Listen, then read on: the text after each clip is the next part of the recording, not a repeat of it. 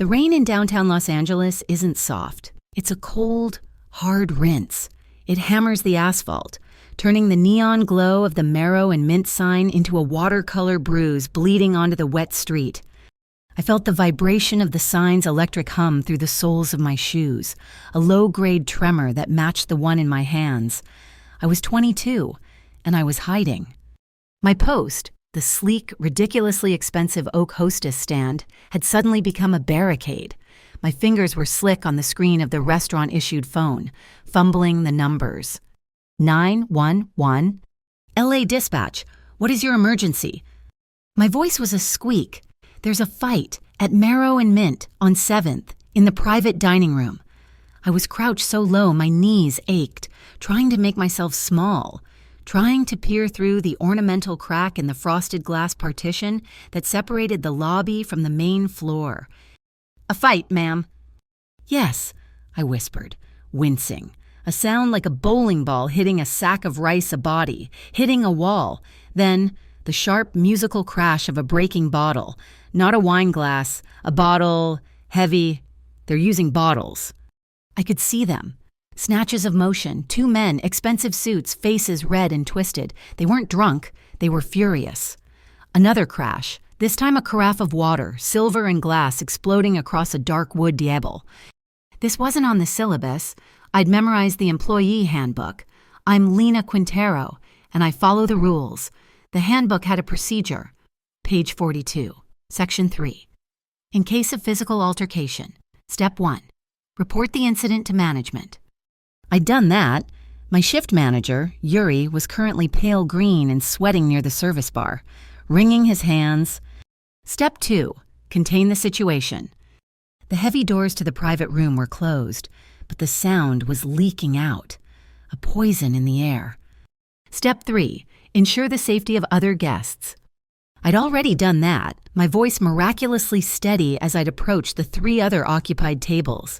Folks, I'm so sorry. It seems we have a plumbing emergency in the back. If you'd follow me, we'll get your checks comped at the bar. They'd left, grumbling about the inconvenience but oblivious to the violence erupting just 30 feet away. Only one guest hadn't moved.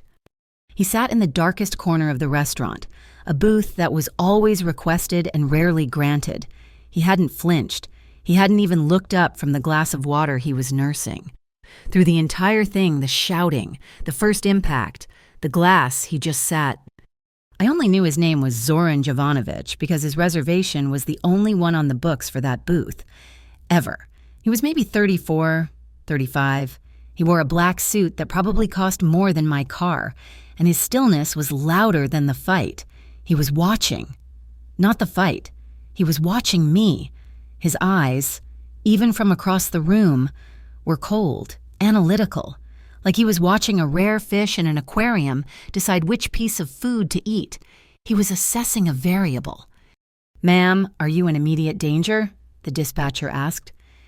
Before I could answer, Yuri was at my side, his hand clamping down on my shoulder.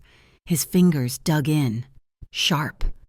"Oh, what are you doing?" he hissed, his eyes wide with a terror that was different from mine. It was a deeper, older fear. "I'm calling the police. Yuri, they're breaking things. No." He swiped for the phone, but I pulled it back. "We don't call 911 here, ever. Are you insane? Hang up." "Someone's going to get hurt," I insisted. "You're going to get us all hurt. Hang up." I looked at him, at his desperate, pleading face, and then I looked back at the sliver of violence I could see. I pressed the button on the screen to confirm the GPS location. "Ma'am, I have your location. Officers are being dispatched." "Thank you," I breathed. I hung up. Yuri looked like he was going to be sick. "You've just lit a fire. Lena, a fire you can't put out." As if his words were a cue. The bell over the restaurant's main door chimed, but it wasn't the police. The doors to the private room burst open. A man. Deke Lomas, I knew him. He was a regular. Always too loud, always too handsy, staggered out. His tie was gone. His white shirt was splattered with red wine and something else. He was breathing like a bull. I instinctively recoiled, pushing myself back against the wall. Our security guard stepped forward. Trey was a mountain, a kind man who always brought his kids by on holidays. He was pure procedure. "Sir, I need you to calm down. Let's step outside." Deke didn't say a word. He just swung. It wasn't a movie punch. It was a messy, brutal hook that caught Trey on the side of the head. The sound was sickening. A wet thwack. Trey's knees didn't just buckle. They gave out. He crumpled, hitting the floor like a dropped coat. He was out before he landed. I screamed. I couldn't help it. Deke turned, his wild eyes fixing on the only other movement in the room. Me. He took a step. Enough. The word wasn't a shout. It was a low, resonant command, spoken with absolute finality. It cut through my panic, through the rain, through the buzz of the neon. The restaurant, which had been vibrating with violence, went utterly still. Deke Lomas froze, his head slowly turning toward the corner booth. Zoran Jovanovic rose. He didn't hurry. He moved with a heavy, deliberate grace. Placing his napkin neatly on the table, he was shadow and steel. As he stood, two other men materialized. I don't know where they came from. The kitchen, the shadows by the bar. They hadn't been there a second ago. One, tall and lean, moved like a panther. The other was built like a refrigerator, solid and blank. Orion and Cade. I'd learn later. They didn't rush Deke. They flanked him. Deke, still high on adrenaline, brandished the jagged neck of the bottle he was still holding. I hadn't even seen it. "Get back," he slurred. The two men didn't stop. The refrigerator. Cade simply raised a hand, talking in a low, calm monotone I couldn't hear. As Deke's attention fixed on him, the panther, Orion, moved. It was like magic, a blur of black motion, a twist of the wrist. Deke cried out, a short, sharp sound, and the bottle neck was gone, clattering harmlessly to the floor. Orion had Deke's arm bent behind his back, his face pressed against a decorative pillar. Before Deke even registered, the weapon was gone. It was over in 2 seconds. My breath was trapped in my chest. Zoran didn't even look at his men. He was still looking at me. My training kicked back in. My hands were shaking again, but this time with purpose. Trey was on the floor. He was hurt. I grabbed the phone. My fingers found the 3 numbers. 911. LA Dispatch. I just called about a fight. Yes, ma'am. Officers are almost there. I need an ambulance. A man is down. Security guard, he's unconscious. Blunt trauma to the head. I was relaying information, focused on Trey, but I felt the weight of Zoran's gaze. It intensified. His eyes narrowed, just slightly. It was the first flicker of something. Surprise interest. He was watching me choose the law. Even after he'd shown me he was watching me reject his power. I wasn't scared, I was angry. Trey was hurt because this restaurant had rules I didn't understand. The sirens wailed outside. Finally. 2 officers pushed through the door, rain dripping from their caps. And then the strangest thing happened. They saw the scene. Me, by the desk. Trey, on the floor. Deke, pinned to the wall by Orion, and Zoran, standing in the middle of it all, like a king. The lead officer's eyes met Zoran's. The cop's entire body language shifted. He didn't puff up. He deflated. He nodded, not a greeting, a deference. "Sir," the cop said, his voice carefully neutral, directed at Zoran. "This one," Zoran said, gesturing with his chin at Deke, "was disorderly. This one, he pointed to Trey, needs assistance." "We've received the report," the officer said stiffly. He and his partner immediately went to Trey, ignoring the perpetrator completely. Paramedics followed a moment later. The cops didn't ask me a single question. They didn't ask Zoran a single question. They spoke quietly to Cade, who handed Deke over. They didn't even put Deke in cuffs, just walked him out. They took my name and number from Yuri, who hovered near them, apologizing profusely. The whole thing was handled in under 5 minutes, efficient, quiet, and wrong, all wrong. As the paramedics loaded Trey onto a gurney, the restaurant was finally empty, save for me, Yuri, and the men from the corner. Zoran walked toward me. I stood my ground, my chin up, though I felt like my bones had turned to water. He stopped a few feet away. He smelled like expensive wool in winter. "You keep your calm well. Lena Quintero," he said. His voice was just as I'd heard it, low, gravelly, and unhurried. "On this street, that's currency." He reached into his jacket. I flinched. He paused, his hand halfway, then he continued. Slowly. He wasn't reaching for a weapon. He pulled out a small, black card. It was thick, matte, and felt heavy. He didn't hand it to me. He placed it on the hostess stand. "You shouldn't have to work in a place where men like Deke Lomas feel comfortable," he said. And then he and his two shadows were gone. They didn't make a sound as they left. I looked down at the card. It was pure black. In the dim light, I could just barely make out an embossed logo, something silvery black, like an oil slick, the Argent Street Syndicate. There was no name, no number. "Throw that away," Yuri hissed from behind me. He was wiping down the bar, his hands moving frantically. "Don't look at it. Don't think about it. Stay away from him." "Who is he, Yuri?" "He's the man they don't call the police on," Yuri muttered. "He's the man the police call." I slipped the card into my apron pocket. I didn't know I had just been tagged.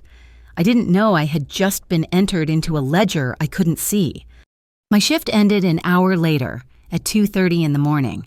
The rain had settled into a miserable, cold drizzle. I pulled my thin coat tight and started the 4-block walk to the bus stop on Olive. The street was empty. The city felt hollowed out.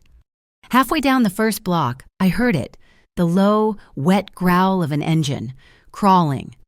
A black sedan, windows so dark they looked like polished stone, paced me from the other side of the street. It never got closer, never fell further behind. It just stayed.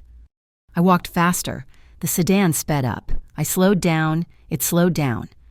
My heart was a fist, pounding against my ribs. I made it to the bus stop, a small glass shelter that offered no protection. I sat on the cold metal bench. The sedan pulled over to the curb about 50 yards away, its engine idling, its headlights off, just a black shape in the rain. My bus was 12 minutes away. It felt like 12 hours. My phone buzzed in my pocket. A text. I pulled it out. Unknown number. My stomach twisted. I opened it. "Never call 911 when you see Deke. You just signed your own death warrant." The air left my lungs. The rain was suddenly deafening. I looked up, panicked, at the black sedan. It was still there, waiting. Across the street, in the recessed doorway of a closed jewelry store, a man stood in the shadows, invisible to me. He was on his own phone, watching the sedan, watching the bus stop. Zoran Jovanovic lowered his phone. "Follow her," he commanded, his voice flat, "all the way to her door, but don't let her know. Stay in the shadow of the other car." I didn't sleep. Sleep wasn't possible. Not after the bus ride home. Every shadow on the street a threat. Every pair of headlights the black sedan coming back to finish the job. The anonymous text message burned on my phone's screen. A digital death warrant. I'd sat on my studio apartment floor, back against the door, until the gray light of morning leaked through the blinds. At 7:05 a.m., the knock came. It wasn't a fist. It was knuckles. 3 sharp official raps that vibrated through the cheap wood of the door. It was the sound of consequences. I looked through the peephole. 2 people. A man and a woman, both in plain, forgettable gray suits. They looked like auditors, not cops. I opened the door, the chain still on. "Lena Quintero," the woman asked. She was sharp, dark hair pulled back in a severe bun. She held up a badge. "Agent Aria Senate, Bureau of Economic Integrity. This is Agent Hayes." The man, older, with a face like worn leather, just nodded. "Can we come in? Miss Quintero, we're following up on your 911 report from last night." "Bureau of Economic Integrity, not LAPD." My stomach hollowed out. I fumbled with the chain.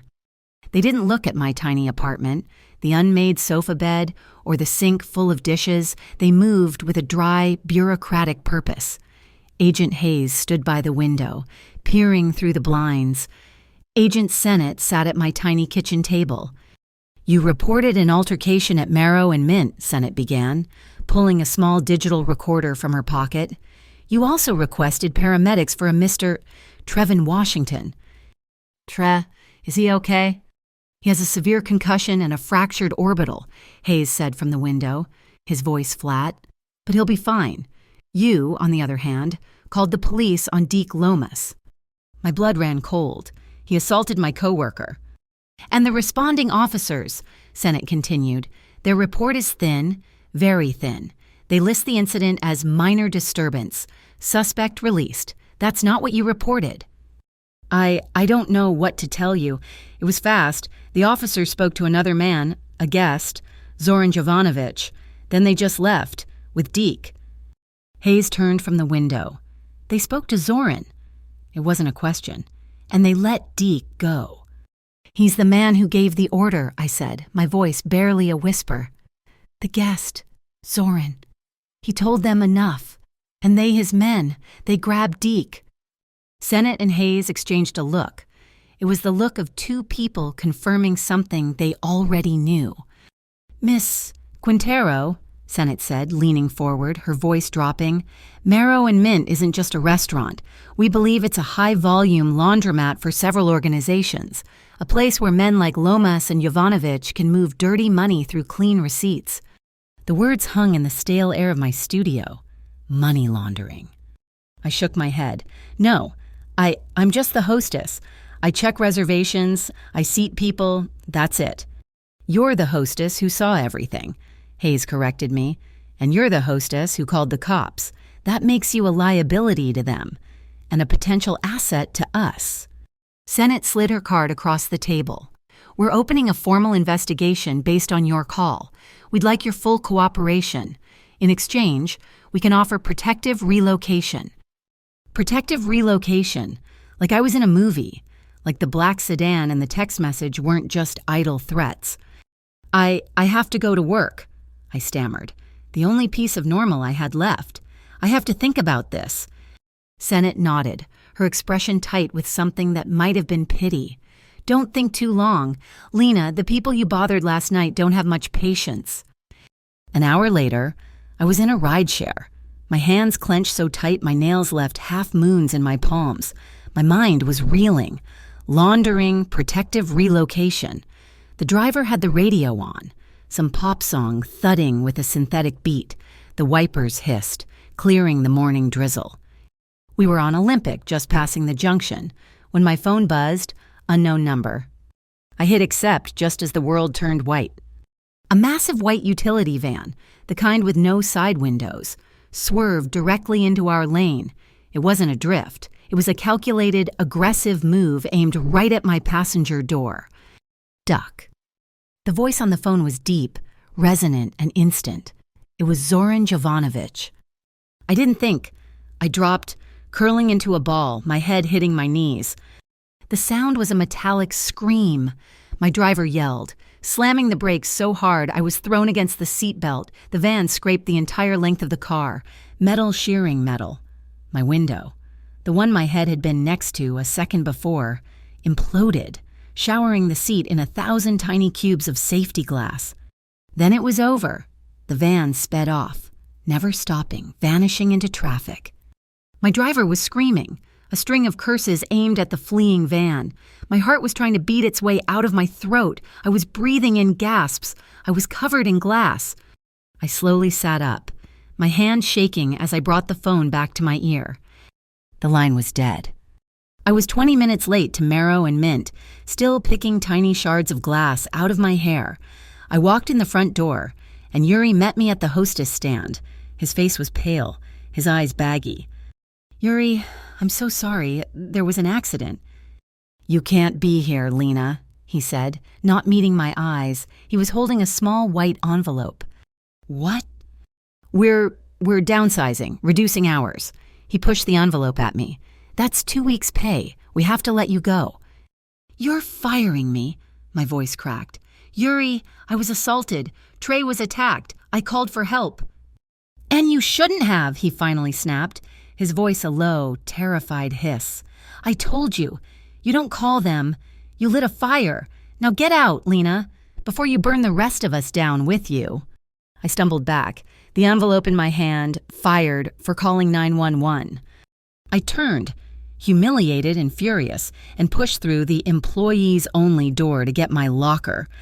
I wouldn't give him the satisfaction of watching me cry.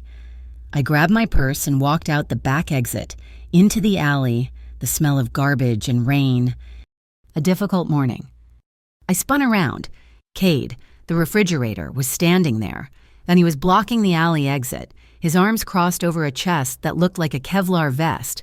He wasn't in a suit today, just a black polo shirt that strained against his muscles. "Mr. Jovanovich would like to buy you a coffee," he said. His voice was flat, like gravel pouring onto pavement. "I'm not interested," I said, trying to push past him. He didn't move, and he just looked down at me. It was not a request. "Miss Quintero, he wants to discuss your employment situation and your car accident." My breath hitched. "How did you—" "This way." He gestured down the alley. A black town car, different from the sedan last night, was waiting. Cade opened the back door. It was the definition of an offer I couldn't refuse. The cafe was 5 blocks away, a sterile, new construction place with chrome fixtures and no customers. Zoran was in the back booth, a single cup of black coffee in front of him. He looked exactly as he had last night, a black suit, immaculate, and utterly still. I slid into the booth opposite him. Cade stood by the door, a silent sentinel. "You're fired," Zoran stated. "Thank you, I'm aware." "And you were nearly sideswiped by a white utility van, license plate 4 King Adam 987. I just stared at him. "You also received a threatening text message last night at 2:43 a.m. from a burner phone purchased at a convenience store in Burbank." He slid a thin manila folder across the table. I opened it. Inside were photographs, a picture of the black sedan from last night, its plate clear, a picture of the white van from this morning, timestamped just moments before it hit me, a printed log of phone numbers, my terror from the last 12 hours, itemized on cheap copy paper. My voice was shaking. Who are you?" He took a sip of his coffee. His eyes met mine over the rim of the cup. "I am the man who put your safety above a set of broken rules." The line hit me like a slap. My rules, the handbook. You called me in the car." "I did." Your people, you've been watching me." "We have," he said. No apology, no emotion. "I don't want this," I snapped, pushing the folder back at him. "I don't want to be protected by whatever this is. I'm taking this." I grabbed the folder. "To the police. To the BEI. Agent Sennett. I'm reporting all of it." I expected him to be angry. I expected him to threaten me. Instead, one of his eyebrows just barely arched. It was the smallest flicker of surprise. "Agent Sennett, from the Bureau of Economic Integrity," he said, tasting the name. "They were at your apartment at 7:05. I froze, the folder halfway off the table. "You're right, Lena," he said, his voice softening. "Just a fraction. You should choose the law. I respect that. So if you choose the law, I will clear the way for you." He leaned forward. "But the law isn't fast enough. The law can't stop a van that's already in your lane. The law can't stop a bullet that's already left the chamber. The BI wants to use you as bait. I want to keep you alive." He reached into his pocket and placed something small on the table. It was a pin, fashioned from dark, polished metal, shaped almost like a stylized wing, a mercury pin. I'd learn.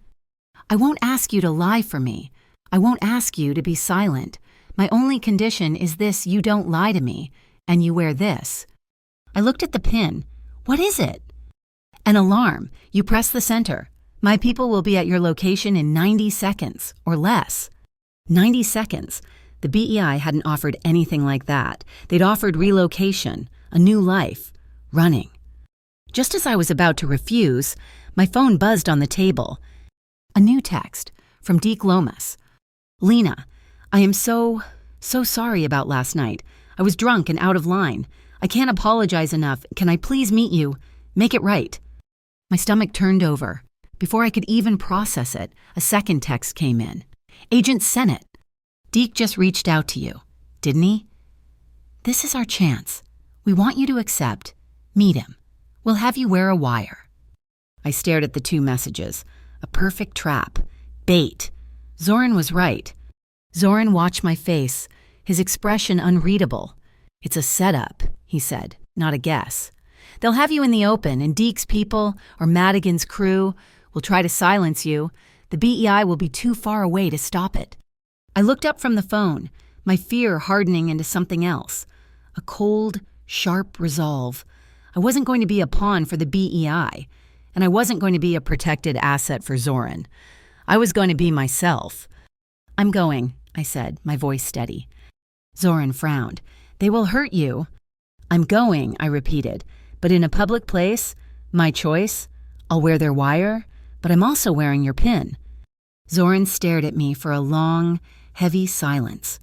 The air in the cafe was thick with the unsaid. He was assessing me again, like he had at the restaurant. But this time, it was different. He finally gave a short, sharp nod. Then I picked the place. He stood up, leaving a $20 bill on the table for a $3 coffee. He paused for a moment, looking down at me. The cold, analytical light in his eyes had been replaced by something else, a brief, tiny flicker. It was respect. He saw the grit, not the girl. And in his world, I was starting to realize that was the only thing that mattered. Zoran's choice of location was the Art Bridge Flea Market, a sprawling mass of tents and tables crammed onto a wide concrete plaza bordering the LA River. It was the opposite of the sterile, quiet cafe. It was chaos. Agent Sennett was not happy. "This is a tactical nightmare," she hissed, fitting the wire to the inside of my blouse. We were in the back of an unmarked BEI van, parked 2 blocks away. The van smelled like stale coffee and surveillance equipment. There were 100 exits, 1,000 places for a handoff. He picked this place to make our lives difficult. Or to make it public, I countered, trying to keep my voice from shaking. The wire felt cold against my skin. Agent Hayes handed me a tiny earpiece. "You'll have a 3-man team in the crowd. We'll be on you. But you have to give us a signal if he moves you. The safe word is cancel." I looked at the earpiece, then at the mercury pin Zoran had given me, which I'd clipped to the inside of my waistband. One alarm for the law, one for the man outside it. I felt like a walking contradiction. "Just get what he says." "Lena," Sennett said, her voice softening, but it felt practiced. "Get the apology. Get any reference to last night. That's all we need." I nodded, my throat dry. I stepped out of the van. The sun was hot, the air thick with the smell of frying tortillas from a row of taco trucks and the dusty, herbal scent of sage from a vendor selling crystals. A live band was playing salsa music, loud and energetic, creating a wall of sound. This wasn't a nightmare. It was a fortress of noise and witnesses. Zoran was smart. I walked into the flow of people. My BI-issued canvas tote bag bumping against my hip, I spotted my protection instantly. A man in a Dodgers cap pretending to look at handmade jewelry. A woman with a stroller who looked too fit to be a casual shopper. They were obvious. They were clumsy. I tried to breathe. I was bait. I saw Deke waiting near the concrete barrier overlooking the river. Just like he'd said, he was holding a bouquet of flowers, not expensive roses. They were cheap carnations, the kind you get from a supermarket bucket, already wilting in the heat. He saw me and plastered on a smile. It was the smile of a salesman, all teeth and no warmth. "Lena, thank you for coming. I'm so embarrassed." I stopped a good 5 feet from him, crossing my arms. "Deke?" The microphone in the wire was live. I could feel the faint hum of the battery pack taped to my back. "Please," he said, pushing the sad flowers toward me. "These are for you. As an apology. I wasn't myself the other night. I was under a lot of pressure. Mixed some medication with alcohol. It was a mistake. It won't happen again." The words were smooth, rehearsed. This was a performance. You put my friend in the hospital. Deke, I said, my voice harder than I expected. And I'll pay for it, he said quickly. All of it. Trevin's medical bills, his lost wages. I'll write you a check right now. Just I need this to go away. I can't have a 911 call on my record. He took a step closer. Please, Lena, just tell the cops you made a mistake, that it was just a misunderstanding. I felt my hand drift toward my waistband, near the pin. I didn't see any of his men, but this felt wrong. Don't touch her. The voice was low, and it wasn't Deke's. It was in my head. No, not in my head. The earpiece, the BI earpiece, but that wasn't Hayes' voice. It was deep, calm. My blood froze. I looked up, past Deke's shoulder, scanning the area, across the plaza. A 6-story concrete parking garage overlooked the entire market. On the 3rd level, I saw a glint of light, a reflection, sunlight hitting glass. Binoculars. What? Deke asked, confused by my sudden distraction. The voice came again, cutting through the salsa music. He's not alone. Sniper, rooftop, across the river. They're not here to talk. Lena, they're here to clean up. It was Zoran. He was on their frequency. He'd hacked the BEI. What the hell is going on? Agent Sinet's voice crackled in my ear. Panicked. Who is on this channel? Deke, I said, my heart hammering. I can't. It started. A high-pitched whine, like a giant mosquito, cut through the music. People looked up. Drone, someone yelled. A small, black quadcopter, no bigger than a dinner plate, dive-bombed the space between me and Deke. It hovered for a split second, and then a cloud of orange mist exploded from its underside. Pepper spray. It hit my lungs first, a chemical fire. I doubled over, coughing, my eyes instantly sealing shut with a blinding, searing pain. The crowd screamed. People were pushing, shoving, running. The band stopped. Thwack! A sound like a fastball hitting a metal sign. Thwack! Thwack! Sniper rubber bullets. Zoran's voice in my ear was pure command. No panic. Orion, now go! I was blind. I was choking. I was being trampled. A sharp, stinging pain slashed across my cheek, a ricochet or a direct graze. I was hit. My hand tore at my waistband, my fingers fumbling for the pin. I found the smooth metal and jammed my thumb into the center. I screamed as someone grabbed me. It wasn't a shove. It was a steel wall, a body, impossibly solid, slammed into mine, shielding me from the crowd.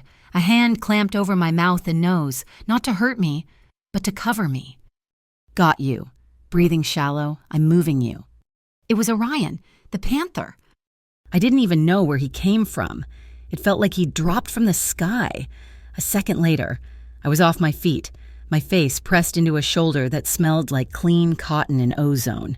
He was carrying me, moving with a speed and purpose that defied the stampede of people. I heard a thwack hit his back. The sound was dull, heavy, and he didn't even grunt. He just kept moving. He plunged us into a small, dark space, a vendor's kiosk. He slammed the wooden door shut, plunging us into near darkness, the screams and chaos outside suddenly muffled. You're safe, he said, setting me down. My lungs were on fire. My cheek was screaming. My eyes were streaming tears I couldn't control. I collapsed against a stack of boxes, trying to breathe. The door burst open. Light flooded in, and Zoran Jovanovic filled the frame. He wasn't in a suit. He was in dark jeans and a gray Henley, and it somehow made him more intimidating. His eyes swept the small space, landing on me, crouched and weeping. Orion was already at the door, facing out. Report, Zoran said. Sniper neutralized, package secured. Orion replied. Took one. Non-penetrating. Deke Lomas ran west side toward the bridge. Kate is tracking. Zoran knelt in front of me. Let me see. Don't touch me, I gasped, the words choked by the pepper spray. He didn't listen, but he didn't use his bare hands. He pulled a pair of black nitrile gloves from his back pocket and snapped them on. The sound was sharp, sterile. You're bleeding, he said, his voice flat. He produced a small first aid kit, the kind soldiers carry. This will sting.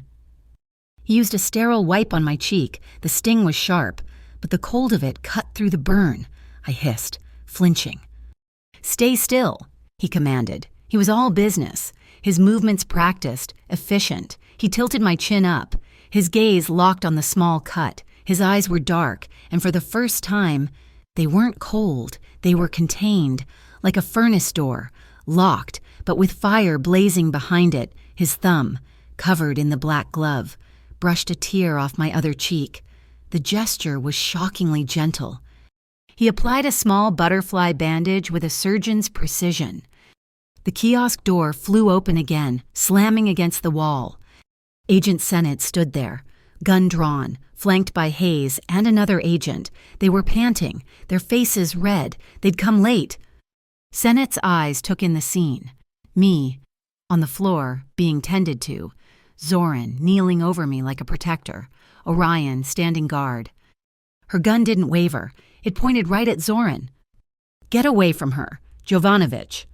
Zoran stood up slowly, his hands held away from his body. "A little late, Agent Way," he said, his voice dripping with contempt. "You set this up," Hayes accused, his own gun out. "This whole thing, the drone, the sniper a goddamn hero rescue, all of it, just to get your hooks into her." I found my voice. It was raw, hoarse. "No, you were late. You left me out there." His voice, he warned me. I looked at Sennett. "He was on your comms. He told me about the sniper before he ever fired." Sennett's face went pale. "I'm not at war with the law, Agent," Zoran said, stripping off his gloves. "I just use it to peel back worse evils." He reached into his pocket. Both agents tensed. "Gun!" Hayes yelled. Zoran froze. "I'm reaching for a USB drive. My hand is coming out slowly." He pulled out a simple silver thumb drive. He tossed it lightly onto a stack of T-shirts. "What's that?" Sennett asked, her gun still steady. "Deke Lomas's virtual transaction ledgers. Every dollar he's washed for the Madigan crew for the last 6 months. It's all there. The real files, not the dummy copies he keeps for you. Now, if you'll excuse me, Miss..." Quintero is in shock. He turned to me, offering a hand. I looked at his hand, then I looked at the BEI agents, who were staring at the USB drive like it was the Holy Grail. I saw it. Right then, the two worlds, the BEI, with their wires and their safe words, always half a step behind, willing to let me get hurt to catch a fish, and Zoran, with his shadow army and his impossible resources, who hacked their network and put his own man in the line of fire to pull me out. I took Zoran's hand. He pulled me to my feet. My apartment felt different that night. It wasn't a sanctuary anymore. It was a cheap box with bad locks. The BEI had driven me home, taken my statement and left, buzzing about the USB drive. They hadn't left a guard. I was sitting on my sofa bed, the new bandage on my cheek feeling tight. I'd just turned off the lamp. The streetlights outside cast weak, orange shadows on the wall. The light in the kitchen clicked off. I hadn't touched it. I sat bolt upright. The refrigerator's hum died. The whole apartment went dark, a circuit breaker. I heard it, the scrape of a boot on the fire escape, the squeak of my old window frame, the one with the broken lock I'd always meant to fix. It slid open. A figure, a bulky shadow against the slightly less dark rectangle of the window, climbed through. He moved silently. A black mass in my living room.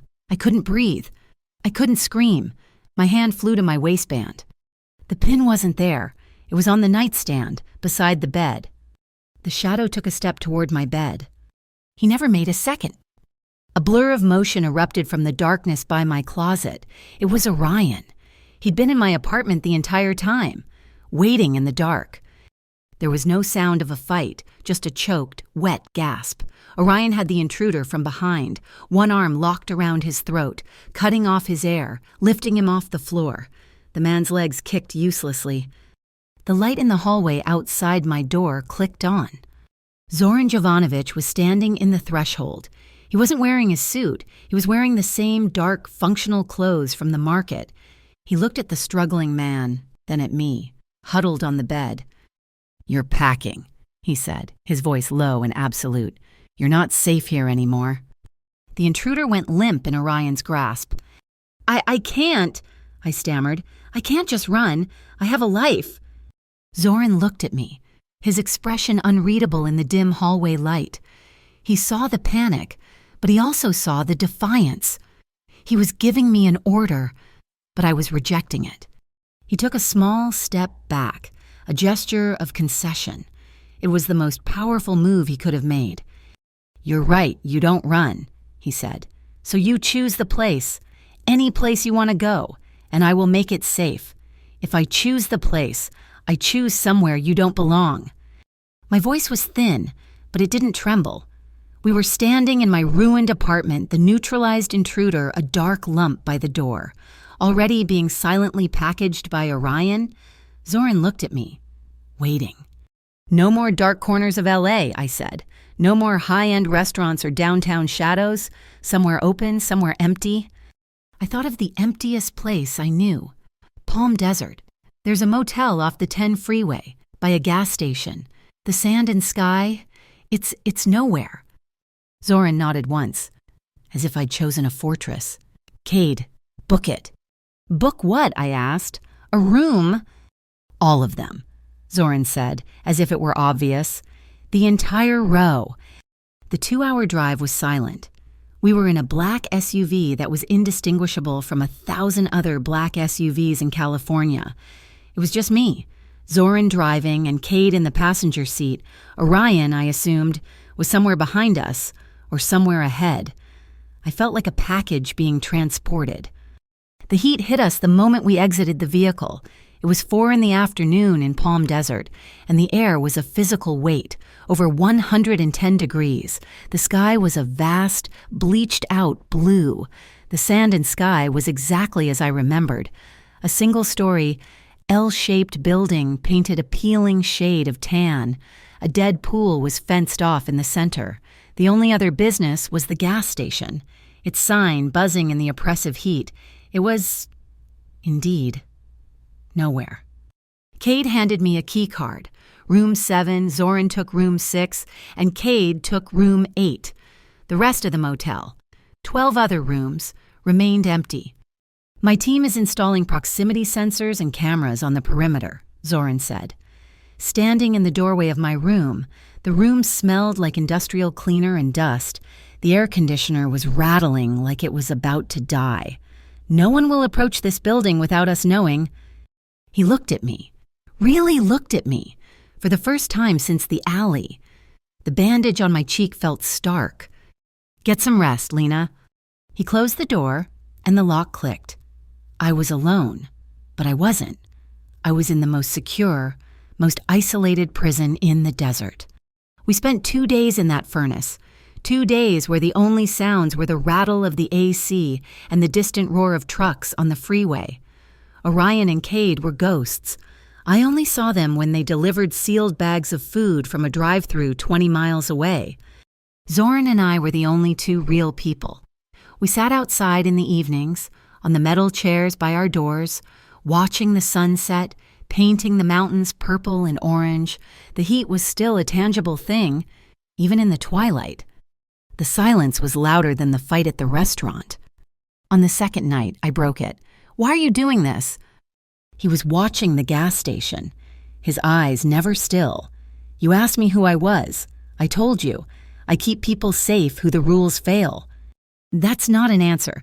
That's a mission statement. I mean, why do you do this?" He was silent for a long time. The buzzing of the neon motel sign was the only sound. "You follow the rules, Lena," he finally said, his voice low. "You believe in them, the handbook, the 911 call, the BEI. You think the rules are a shield. They're supposed to be. I was raised in a place that taught me rules are a weapon, or a cage, depending on who's holding them." He looked at me, his gaze uncharacteristically distant. "I grew up at St. Axiom's Home for Boys. I'd never heard of it." "It was a private institution, an orphanage," he clarified. "But it was funded by interested parties. We weren't taught algebra.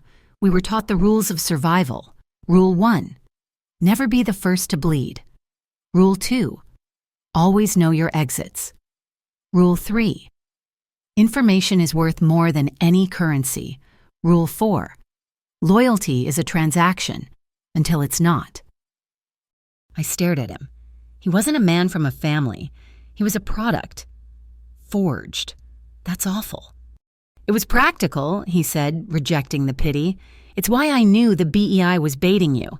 It's why I know Deke is just a dog on a leash. What about you? Why do you trust the rules so much? I looked down at my hands, because the alternative is chaos. My mom, she was an alcoholic, a bad one. Our whole life was chaos. Eviction notices, strange men in the apartment, pawned belongings. The only time I ever felt safe was at school, where there was a bell, a schedule, rules, a piece of paper that said if you do A and B, you get C. I've spent my whole life trying to build a wall of rules around me, and the first night I saw you and Deke Lomas, you blew the whole wall down. He nodded, a slow, understanding gesture. You're not building a wall, Lena. You're building a cage for yourself. He wasn't the first, was he? The man in your apartment last night? My breath caught. How? Your window, he said. The lock wasn't just broken. It was jimmied, over and over, and the landlord never fixed it. Tears pricked my eyes, hot and sudden.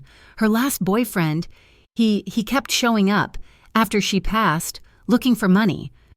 Zoran's jaw tightened. Rule 5. Lena, make your own sanctuary safe. The law failed you long before you ever called 911. We sat in that shared, heavy silence. He, the boy who learned to weaponize the rules. Me, the girl who tried to hide behind them. At 2:17 in the morning, the proximity sensors chirped. I was awake, staring at the water-stained ceiling. The chirp was soft, coming from a small device Zoran had placed on my nightstand. A second later, Cade's voice was in the room, low and urgent, from an intercom I hadn't even known was there. Zoran, vehicle, east perimeter, no lights. I heard Zoran's door open in the motel's breezeway. Then, a knock. A polite, cheerful knock on my door. What is it? I called out, my heart leaping into my throat. Morning milk delivery, a cheerful voice replied. Milk delivery, at 2 in the morning, in the middle of the desert. Zoran's voice was a roar from outside. Lena, get down, get in the bathroom, now! I didn't hesitate. I rolled off the bed and scrambled toward the bathroom. A small, tiled box. Cade, Zoran yelled. It's a microwave trigger, the truck. I heard Cade outside my door. It's not the truck. It's on the cart. He left it. A metal milk crate, on a small dolly, right outside my door. I'd heard it rattle. I dove into the bathtub just as Zoran kicked my door open. He wasn't running from the door. He was running to it. He grabbed the thin, flimsy mattress from the bed frame and upended the metal mini-fridge. He was building a barricade. It was insane. It was useless. Sir, Cade yelled, get back. It's on a timer, Zoran bellowed back. He threw himself, not away from the door, but toward me. He dove into the small bathroom, landing half on top of me in the tub, his body a solid, heavy shield over mine. Cover your head, he commanded. He wrapped his arms around me, pulling my face into his chest. I was surrounded by the scent of him. Clean soap and something metallic. I felt his heart. It wasn't racing. It was a heavy, steady thump, thump, thump. The world ended. It wasn't a loud bang. It was a deafening crack pop, a flash of brilliant white light, so bright it burned through my closed eyelids. The air pressure changed instantly, sucking the breath from my lungs and then slamming it back. The window in the bathroom didn't just break, it atomized. The mirror over the sink exploded. The main room sounded like a giant had taken a baseball bat to everything. Glass, drywall, and plastic shrapnel filled the air. I screamed into Zoran's shirt. I was shaking. A full-body, uncontrollable tremor. He held me tighter, his arm locked over my head, his body absorbing the shrapnel that flew into the bathroom. I felt him jolt, once, twice, but he didn't make a sound. Then silence. The ringing in my ears was the loudest thing in the world. "Lena?" His voice was a low rumble, right against my ear. "Are you hurt? Can you move?" I couldn't speak. I just nodded, my face still buried in his chest. I was vibrating, my teeth chattering. "You're okay," he murmured. "I have you. You're okay." His heartbeat, thump, thump, thump. It was the only solid thing in the universe, a metronome, an anchor. I clung to him, my fingers digging into the fabric of his shirt, and just shook. We moved before dawn. The sand and sky was a wreck. The device, Kate explained, was a small, directed microwave pulse bomb designed to flash boil liquid or a person. It had shredded the room, turning every piece of glass into a projectile. The new location was a place I never would have found. It was a custom-built house in the hills, disguised as a commercial cactus greenhouse, all glass and steel, but the glass was ballistic, and the floor plan was a maze. "A friend's," Zoran said. "Someone who values the fifth rule." It was cool inside, the air humid from the exotic plants. It had hidden doors and a subterranean exit. It was a fortress. We were closer now. The explosion had burned away the pretense. He spent the next day teaching me, not just his rules, but his trade. "They're watching for a tail," he said, pacing the glass-walled living room. "So you don't use one. You use a leapfrog. Car A follows for 2 blocks, ducks, car B picks you up. You're not looking for the same car. You're looking for the same model." He taught me how to use the reflection in a shop window, how to use the camera on my phone in selfie mode to watch my back. "See that car, he's pacing you. Speed up, walk faster. If he speeds up, he's a tail. Now stop. Pretend to tie your shoe. If he doesn't pass you, if he suddenly finds a reason to stop, 2, you're burned." In return, I taught him. Agent Sennett had been texting. The BEI was nervous. The USB drive Zoran had given them was gold, but it was encrypted in a way they were struggling to crack. They needed my testimony for a secret grand jury hearing to get the warrant. They were sending me the case files. "This report is useless," I told Zoran, scrolling through the BI's prep notes on a secure laptop. "It's all adjectives. The suspect was hostile. The transaction was suspicious. A grand jury will tear this apart." He looked confused. "It's factual." "It's not. It's an opinion." I pulled up a blank document. "You don't write." He was angry. "You write." His fist was clenched, his voice was raised 2 octaves, and the vein on his temple was visibly pulsing. "You don't write suspicious." "You write." He exchanged a briefcase for a plain manila envelope, did not check the contents, and left in a separate vehicle. "Words are weapons. Zoran, you just have to know how to aim them." He watched me type. He watched me reframe their weak case into a narrative of cold, hard facts. He was a master of physical rules. But this was my territory. "A secret hearing," Zoran said, reading the final text from Sennett. "They want you downtown, Friday." "I have to go." "I know." He paused. "I'll take you, but I'll be invisible." We spent that afternoon practicing my testimony. I was grilling him, making him play the part of the defense attorney. "Mr. Jovanovic, how can you be sure my client was the one who—" "I object," Zoran read stiffly from my notes, "to the term per perpetuate." He stumbled over the legal jargon. He, the man who could command a room with a word, who could analyze a firefight in a split second, was completely lost in the language of my world. A laugh escaped me. It wasn't a giggle. It was a real, sharp bark of laughter. It was the first time I'd laughed in what felt like a year. Zoran looked up, his brow furrowed. "What?" "Nothing," I said, trying to smother the smile. "It's just perpetuate. You sounded like you were ordering a hit on the word itself." His expression softened, the corners of his mouth, which I'd only ever seen in a flat line, twitched. It wasn't a smile, not really, but it was close. The air in the room, which had been sterile and focused, suddenly shifted. It became warm. Later, we were cleaning up, putting the files away. We both reached for the same bottle of water on the table. Our hands brushed.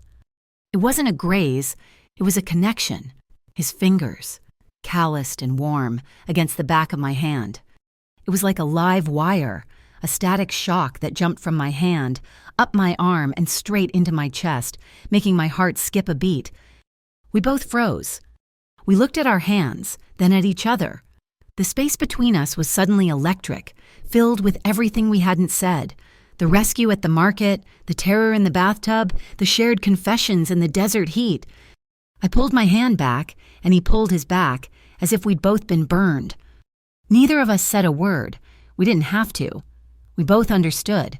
Something new, something terrifying and unspoken, had just been confirmed in the glass house full of cacti. The New Harbor Federal Annex wasn't a courthouse. It was a data center that pretended to be an office building, a windowless, concrete cube in a part of the city that had no name, just freeway overpasses. Zoran's invisible escort was truly invisible. I was dropped off by a nondescript rideshare, and Agent Hayes was just there, waiting at the curb, holding a disposable coffee cup. "You're clear," he said, not looking at me. "Walk in. Don't look back." I walked in. Zoran, Orion, Kate, they were nowhere. They were everywhere. I felt their presence like a change in the air pressure. The room I testified in was small, cold, and smelled like burnt coffee and ozone from the servers. There was no judge, just a panel of 3 grim-faced grand jurors and a federal prosecutor. Agent Sennett stood in the corner, arms crossed. I sat at a long, polished table, a single microphone in front of me. I thought of my mom's chaotic apartment.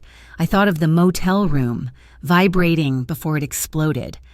I thought of Zoran, stumbling over the word perpetuate. I took a breath, and I used my words as weapons. I didn't say Yuri was scared. I said Yuri's hands were shaking. He told me, quote, "You've just lit a fire you can't put out." I didn't say the police were deferential. I said, the officer's first word was sir, directed at Mr. Jovanovich, not at the perpetrator. He did not take my statement. He took his orders from Mr. Jovanovich.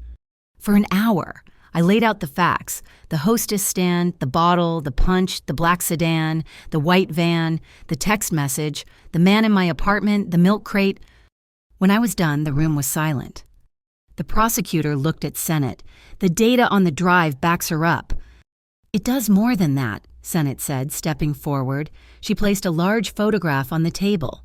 It was an aerial shot of a massive warehouse complex. The encrypted data on that USB, it's not just ledgers, it's a key. It unlocks the shipping manifest for this place, Port Florentine, a private, deep-water port up the coast. "A port for what?" a juror asked. "For this," Hayes said, placing another photo down. It was a server, thousands of them stacked in racks in a climate-controlled room. Deke Lomas, the man who started the fight, he's a nobody.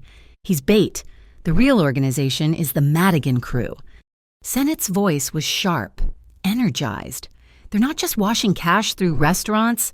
That's small time. They are washing hundreds of millions through online gaming server farms. They buy virtual assets in Asia, transfer them digitally, and sell them here for clean U.S. dollars. The servers at Port Florentine are the hub. Zoran Jovanovich's USB drive just gave us the map. My head was spinning. This was so much bigger than a restaurant, so much bigger than Deke. There's one more thing. Lena, Sennett said. Her voice was suddenly gentle, which was more alarming than her usual sharpness. The restaurant. We've been pulling security footage from the businesses around it. We found something from the night before the fight. She turned a laptop around to face me. This is from a jewelry store camera, across the street, time-stamped at 10:14 p.m. The video was grainy, black and white. It showed the alley behind Marrow and Mint, a figure I recognized instantly. Deke Lomas was standing there, smoking. Then, the back door of the restaurant opened. Yuri, my manager, stepped out. He wasn't panicked. He wasn't scared. He looked casual. He clapped Deke on the shoulder. He handed him a thick white envelope. Deke pocketed it, laughed, and they stood there talking for another 2 minutes before Yuri checked his watch and went back inside. The air left my lungs. It felt worse than the pepper spray, worse than the explosion. The man who had hired me, the man who had begged me not to call the police, who had acted terrified. He wasn't scared for his restaurant, he was scared for himself. He was in on it. The fight Deke wasn't just a regular, he was an associate. The whole thing. He sold me out, I whispered. My voice was hollow.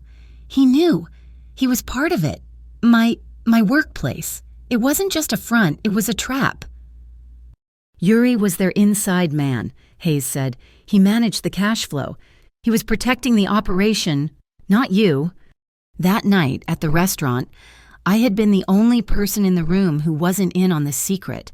The betrayal was so complete, so absolute. It made me sick. Sennett drove me from the annex. The BEI was triumphant. They had their case. "We'll be in touch about Yuri," Sennett said as we merged onto the freeway. "For now, just lay low. Your part is done. Thank you. Lena, you did a good thing."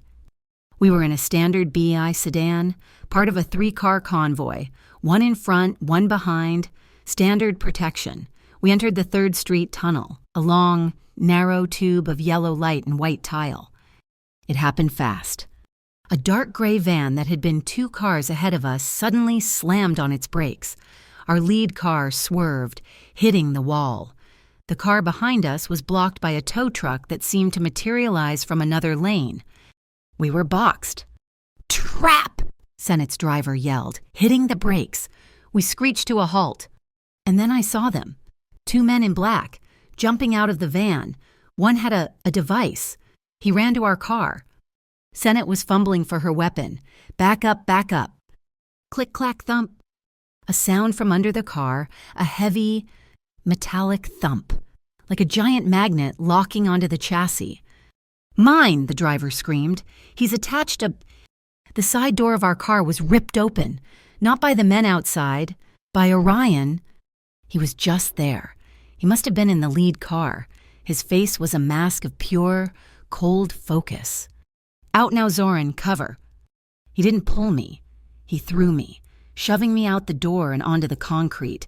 I rolled, scraping my hands and knees. Zoran was at the mouth of the tunnel, his car blocking the entrance, firing not a pistol, but something that sounded like a cannon, suppressing the men from the tow truck. Orion wasn't looking at them. He was in our driver's seat, shoving the BEI agent into the passenger's chair. Sennett was frozen, her gun half raised. "It's on a delay," Orion yelled. He slammed the car into reverse, then cranked the wheel, executing a perfect J-turn, spinning the car 180 degrees in the narrow tunnel. He stomped on the gas. The car shot backward, away from me, away from Zoran, toward the men from the van. They scattered, diving for cover. "Orion, no!" I screamed. He wasn't in the car. He had bailed out, rolling across the asphalt just as the car passed him. He was on his feet, grabbing me, pulling me behind the pillar of Zoran's SUV. "Get in!" He threw me into the back seat. Zoran was already in the driver's side. 3 seconds later, the BEI sedan exploded. The sound was a physical blow. It was not a pop. It was a concussion that rattled my teeth and punched the air from my lungs. A ball of fire and shrapnel erupted in the tunnel, vaporizing the car and sending a shockwave that blew out the windows of every other vehicle. We were already moving. Zoran floored the SUV, driving over the median, and plunged us into a dark service access road I never knew existed. We didn't speak a word all the way back to the greenhouse. The mood was fractured. The BEI had lost a car and nearly 2 agents. Sennett was alive, but shaken. Zoran had saved them. But the victory was hollow. Zoran was on the phone, his back to me. He was speaking in a language I didn't recognize. His voice was not calm. It was a low, angry snarl. He hung up and stood for a full minute, staring at a rare white cactus. "What is it?" I asked. "The tunnel," he said, his voice dangerously quiet. "That wasn't Madigan's crew. Not their style. It was too precise, too military." "Then who—" Orion and Cade entered the room. Cade looked pale.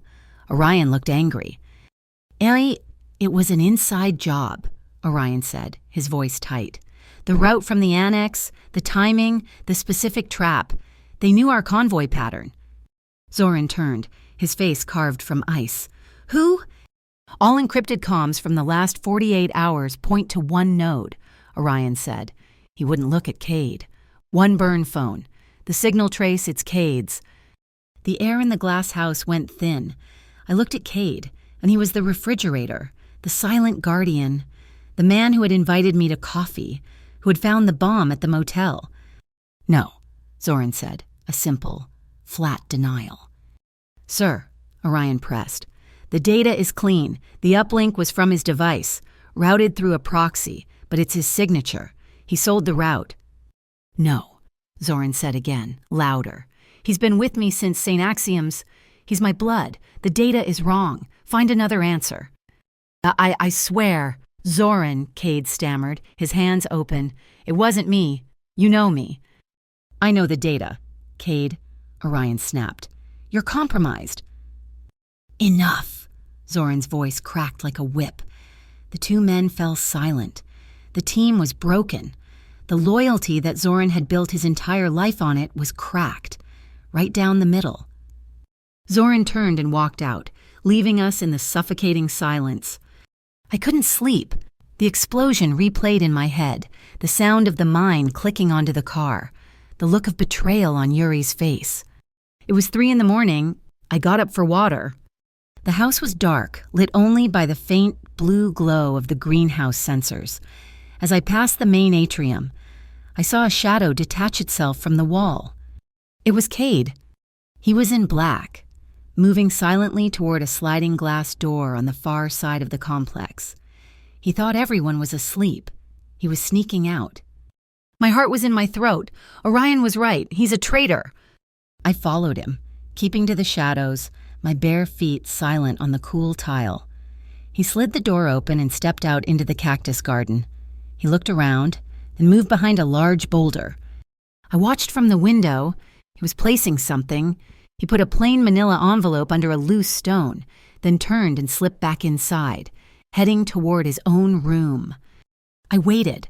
My pulse was a hummingbird in my chest. I waited until I was sure he was gone. Then I ran. I ran to the boulder, my hands shaking. I pulled the stone away. The envelope was there. I ripped it open. It wasn't money. It was photographs.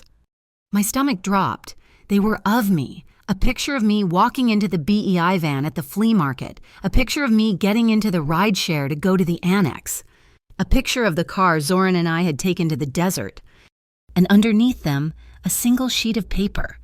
It was a schedule. My schedule. My movements, past and future, including a note, witness hearing, NHFA, Friday, 1400. He hadn't just sold the route. He was selling me. I ran back inside. I didn't care about being quiet. I slammed into Zoran's room. He was sitting in a chair in the dark, fully dressed. He'd never gone to bed. Lena, I threw the envelope on the table in front of him. He's a traitor. My voice was a choked sob. I saw him. He was leaving this for them. Zoran opened the envelope. He looked at the photos of me. He read the schedule. His face, which had been torn with doubt, hardened. The doubt was gone, replaced by a cold, absolute certainty, the kind of certainty that gives orders that can't be taken back. He had to choose, kill his oldest friend or set a trap. He stood up, his eyes never leaving the photos. Orion, he called. His voice was quiet, but it carried. Orion was at the door a second later. Sir, he's making a drop. He's confirmed his status as a traitor. Zoran's voice was devoid of all emotion. We're not going to stop him. We're going to use him. Set a trap. I want the person who's pulling his strings. He turned to me. The fire was back in his eyes, the contained, controlled furnace. You, he said, are not leaving this room. You're not to go near a window. You're not to speak to anyone. You're in my protection. 100%. No more BEI. No more walks. You're here. Safe. The words hit me. The glass house. The man I'd laughed with. The man I'd clung to in the explosion. He was gone. This was the boss. No, I said, my voice shaking, but firm. I'm not your prisoner. Zoran, I won't be a a display piece in a glass case. I'm a person." He took a step toward me. He was close, so close I could feel the heat rolling off him. He didn't raise his voice. He didn't touch me. He just looked into my eyes, and his were filled with a raw, desperate intensity I'd never seen. "You are," he whispered, his voice cracking. "Just once. You are the one person I will not let drop." The trust in his team was gone. The world was at the gate. All he had left was me, and all I had left, God help me, was him. The greenhouse was no longer safe. Cade's betrayal, real or staged, had burned it. Zoran didn't speak as we drove, his silence a heavy, cold thing, heavier than the armored plating of the SUV. Orion drove, his eyes constantly moving, checking every mirror, every overpass. Cade was gone, taken in a separate vehicle, a ghost in Zoran's machine, now being used as bait for a much larger trap. The new sanctuary was a place called Silver Vesper Studios, a defunct, forgotten film studio from the 1940s. Tucked away in an industrial part of Burbank, it was a massive, barn-like soundstage, its corrugated tin roof echoing with the sound of a new storm. The rain hammered against the metal, a relentless drumming rhythm that drowned out the rest of the world. Inside, it was a cavern of shadows. Old sets covered in drop cloths looked like sleeping giants. The only light came from a string of battery-powered storm lanterns that Orion had hung, casting pools of warm, yellow light in the vast darkness. It smelled like dust, damp wood, and ozone. "No one's used this place in 20 years, Zoran said, his voice the first sound in an hour. He dropped a heavy duffel bag on a stack of prop trunks. No power grid, no data lines. We're off the map. He turned to me. I was rubbing my wrist. The adrenaline from the tunnel explosion had faded, leaving behind the throbbing, raw scrape on my palm and forearm from where Orion had thrown me onto the asphalt. It was caked with dried blood and grit. Zoran saw it, and he didn't say anything. Just walked to his duffel bag, retrieved the same first aid kit from the flea market, and motioned to a dusty velvet armchair. "Sit." I sat. He knelt in front of me, just as he had in the kiosk. He snapped on a pair of black gloves. The sound was sharp, sterile, familiar. He took my hand. His grip was firm, but his touch was impossibly gentle as he turned my arm over to inspect the damage. The scrape was angry and red. "This needs to be cleaned," he said, his voice flat, all business. He uncapped a bottle of antiseptic. "This will sting." I braced myself, but I didn't wince when the liquid hit my skin. The sting was nothing compared to the last few days. He worked with that same focused, practiced efficiency, his movements slow, deliberate. He cleaned every piece of gravel out of my skin with tweezers, his brow furrowed in concentration. My breath hitched. It wasn't from the pain, it was from the contact. This wasn't a rescue. This wasn't a life or death maneuver.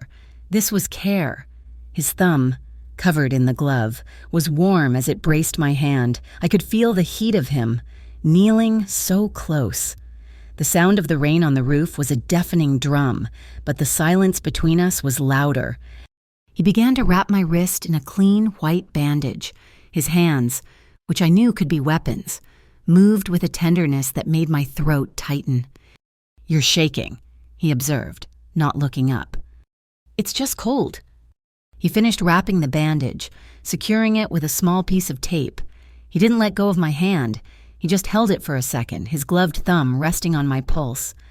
I watched his face, the hard lines of his jaw, the way the lantern light caught the intensity in his eyes. "You're a bad liar, Lena!" He let go and stood up, turning his back to me. Stripping off the gloves, the moment was broken. While Orion set up a secure satellite link in the corner, monitoring the trap he and Zoran had set for Cade's handler, Zoran paced. He couldn't be still. The betrayal of his closest man, or the ruse of it, was eating at him. He was a creature of control, and his world was spinning. "We need to practice," he said suddenly. "Practice what my testimony has done." "No, movement. If we have to move through a crowd, we can't be two people. We have to be one entity, like the flea market, but smoother. He walked over to an old prop table where a battery-powered radio sat. He twisted the dial, static hissed, and then a faint, tinny sound emerged. An old AM station playing music from a generation ago, some crooner singing about the moon. "What are we doing?" "A safety drill," he said. "Stand up." I stood wary. "Give me your left hand." I did. He placed it on his right shoulder. "My hand goes here," he said, placing his right hand lightly on my lower back, just above my hip. "Not a dance. Lena, a transfer of balance. Now, step when I step. Mirror me." He stepped forward. I stepped back. He stepped left. I stepped right. We moved in a small, awkward circle. "You're fighting me," he said. "Don't anticipate. Just feel my lead. Match the rhythm." The song was slow, the rain was fast. We moved across the dusty floor, a strange, silent drill, shoulder to shoulder, our bodies close, moving as one. I stopped thinking and just moved. I learned to feel the subtle shift in his shoulders, the pressure of his hand, and I mirrored it. He changed the rhythm, moving against the beat of the song. I followed. He sped up, then slowed. I followed. We were breathing in sync. He stopped, but he didn't let go. We were standing in the center of the dark soundstage, the music barely audible over the storm. My hand was still on his shoulder. His hand was still on my back, a point of impossible warmth. Our foreheads were almost touching. I could feel his heart, a steady, strong beat that matched my own. Thump, thump, thump, the same anchor I'd felt in the bathtub. His lips were inches from mine. He wasn't looking at them. He was looking into my eyes. "I used to think strength was needing no one, Miwan," he whispered, his voice rough. "I built my entire life on that one rule, St. Axiom's, the syndicate, total self-reliance." His eyes searched mine. "And then I saw you, crouched behind that desk, terrified. And you still called 911? You chose the rules, even when you knew they were broken." My own hand, the one he had just bandaged, came up. I didn't know I was doing it until my fingertips rested on his chest. Right over his heart, I could feel the solid muscle beneath his shirt. "I was scared," I whispered back. "I was terrified. Zoran, but I was more scared of what would happen if I did nothing. I was more scared of becoming the kind of person who just lets it happen." He looked at my hand on his chest, then back at my eyes. The question was there. It wasn't a movement. It wasn't a word. It was in the way his gaze softened, the way his breath caught. He was asking for permission. I gave it. I don't know if I leaned in or if I just stopped holding myself back. I think I just nodded. Once. Barely a movement. He closed the distance. The kiss was soft. Softer than I could have imagined. It was tentative. A question. It was just his lips. Warm and dry. Brushing against mine. There was no pressure, no demand. My hand moved from his chest to his shoulder, my fingers gripping the fabric. His hand on my back held me steady. A safe harbor.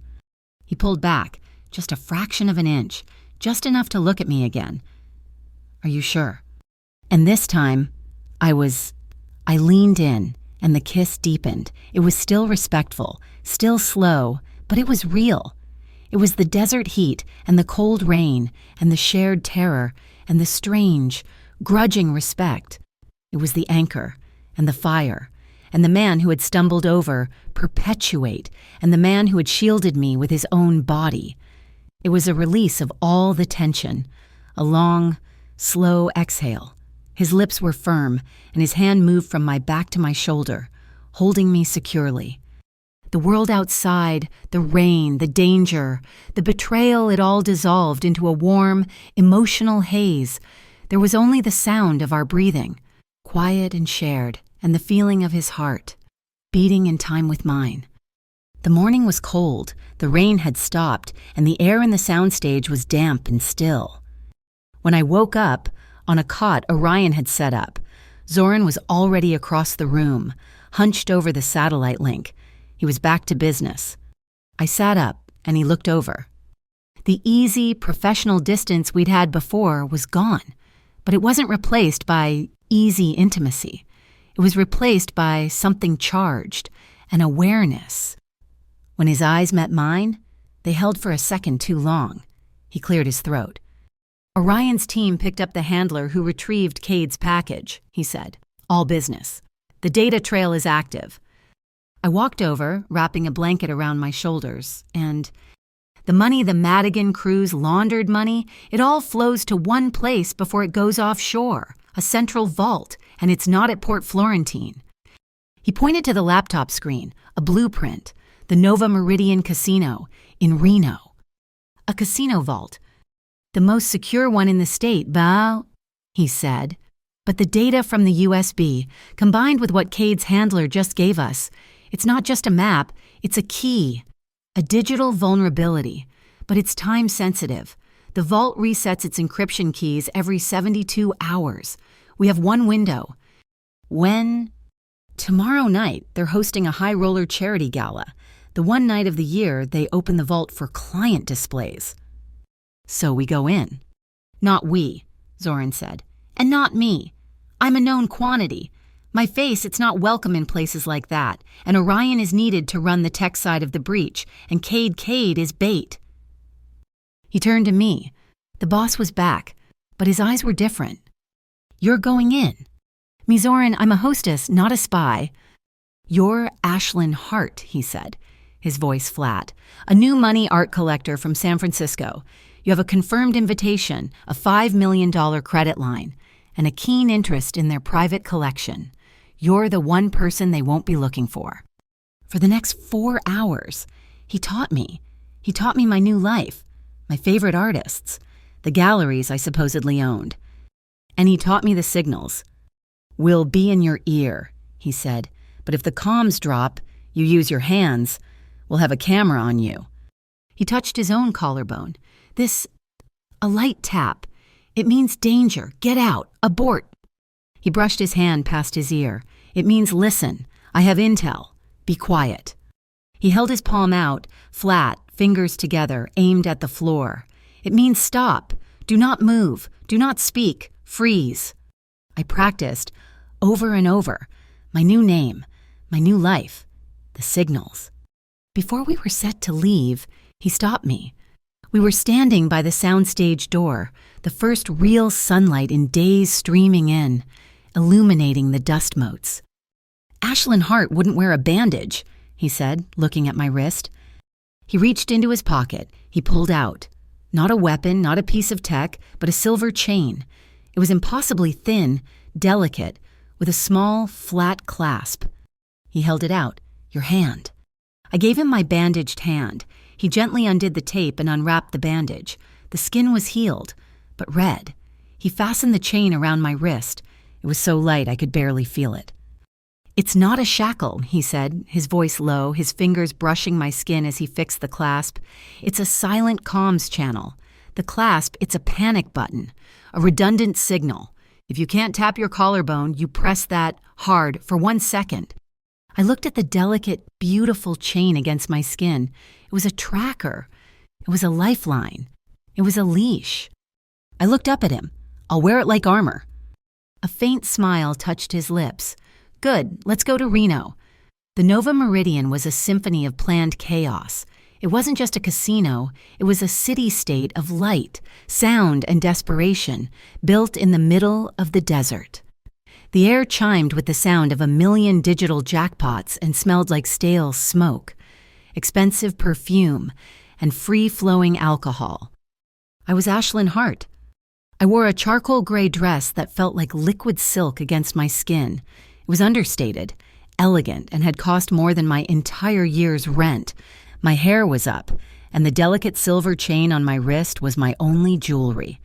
I walked with a confidence I didn't own, my head held high, my gaze appraising. Zoran was my shadow. He wasn't Zoran Jovanovic, the boss. He was Mr. Jovanovic, my personal security detail. He was magnificent in a tailored tuxedo, his presence a dark, gravitational pull. He never spoke. He just watched, his eyes sweeping every room, every face, his hand resting lightly on my back as he guided me through the throng of high rollers. He was the most believable part of my disguise. Comms check, Orion's voice whispered in my ear. A tiny, flesh-colored device hidden by my hair. Camera feed is live. You look the part. Ashlyn, now. Find your target, Pierre Dubois, head of Vault Acquisitions. I spotted him near the baccarat tables. I used the lines Zoran had taught me. I talked about obscure art, about the difficulty of securing private transport for sensitive sculptures. Dubois, a man who looked like a well-fed peacock, was eating it up. Zoran stood 5 feet behind me, a silent, menacing promise of my importance. But, of course, Mademoiselle Hart, Dubois gushed. After 30 minutes of my performance, a collector of your stature must see the Tier 3 collection. It is where we keep the unconventional acquisitions. Right this way. He led us past velvet ropes, through a door marked private, and into a corridor of brushed steel. My security, I said, gesturing to Zoran. Naturally, Dubois said, not even blinking. Men like him were used to men like Zoran. The vault was less a room, more a bank, a circular, glass and steel chamber. Dubois led us inside, to a private viewing room. Orion, Zoran's voice, not in the room but in my ear. Dubois is leaving the door keypad active. He trusts you. I see it, Orion whispered back. 2 minutes. Lena, that's the window. The data port is behind the environmental control panel. Look to your left. Dubois was showing me a diamond necklace. From the Habsburg. Zoran stumbled. It was the most ungraceful movement I had ever seen him make. He lurched forward, bumping into a small table, sending a glass of champagne tipping. My apologies, he rumbled, his voice deep. Dubois turned, irritated. Please, be careful, that's a... It was all I needed. 2 seconds. My hand darted to the panel, a small, magnetic latch. I popped it open. The port was there, a simple data jack. I pulled the Moth 7 chip from a hidden pocket in my dress. It was no bigger than my fingernail. I lined it up. It clicked into place. A tiny green light flashed. Once. Download initiated. Orion's voice was tight in my ear. It's working. 20%. I snapped the panel shut. My head of security, I said, turning back, my voice bored. So clumsy. You'll be cleaning that up. Dubois. Dubois, flustered, nodded. Yes, of course. Everything was perfect. It was too perfect. The main vault door, the circular, steel one, hissed open. But it wasn't Dubois' assistant. It was Agent Aria Sennett, and she was flanked by 4 BEI agents in full tactical gear. Their weapons were up, pointed directly at Zoran. Zoran Jovanovic, Sennett snapped, her voice echoing in the steel room. You are under arrest. Hands where I can see them. My blood turned to ice. My body, my entire world, went cold. Agent Sennett, what is this? I stammered, my Ashlyn persona shattering. A trap. Zoran, Sennett said, ignoring me, her eyes locked on him. We couldn't touch you in your fortress. We couldn't get near you. But we knew you wouldn't let her walk in here alone. She sneered. Your one weakness. You had to come yourself. This was never about the vault. It was about you. Zoran didn't move. He just watched her. His hands were raised, palms out. A good plan, Agent, he said, his voice calm. But you're half a step too late. Am I? Sennett smiled, and then the door opened again.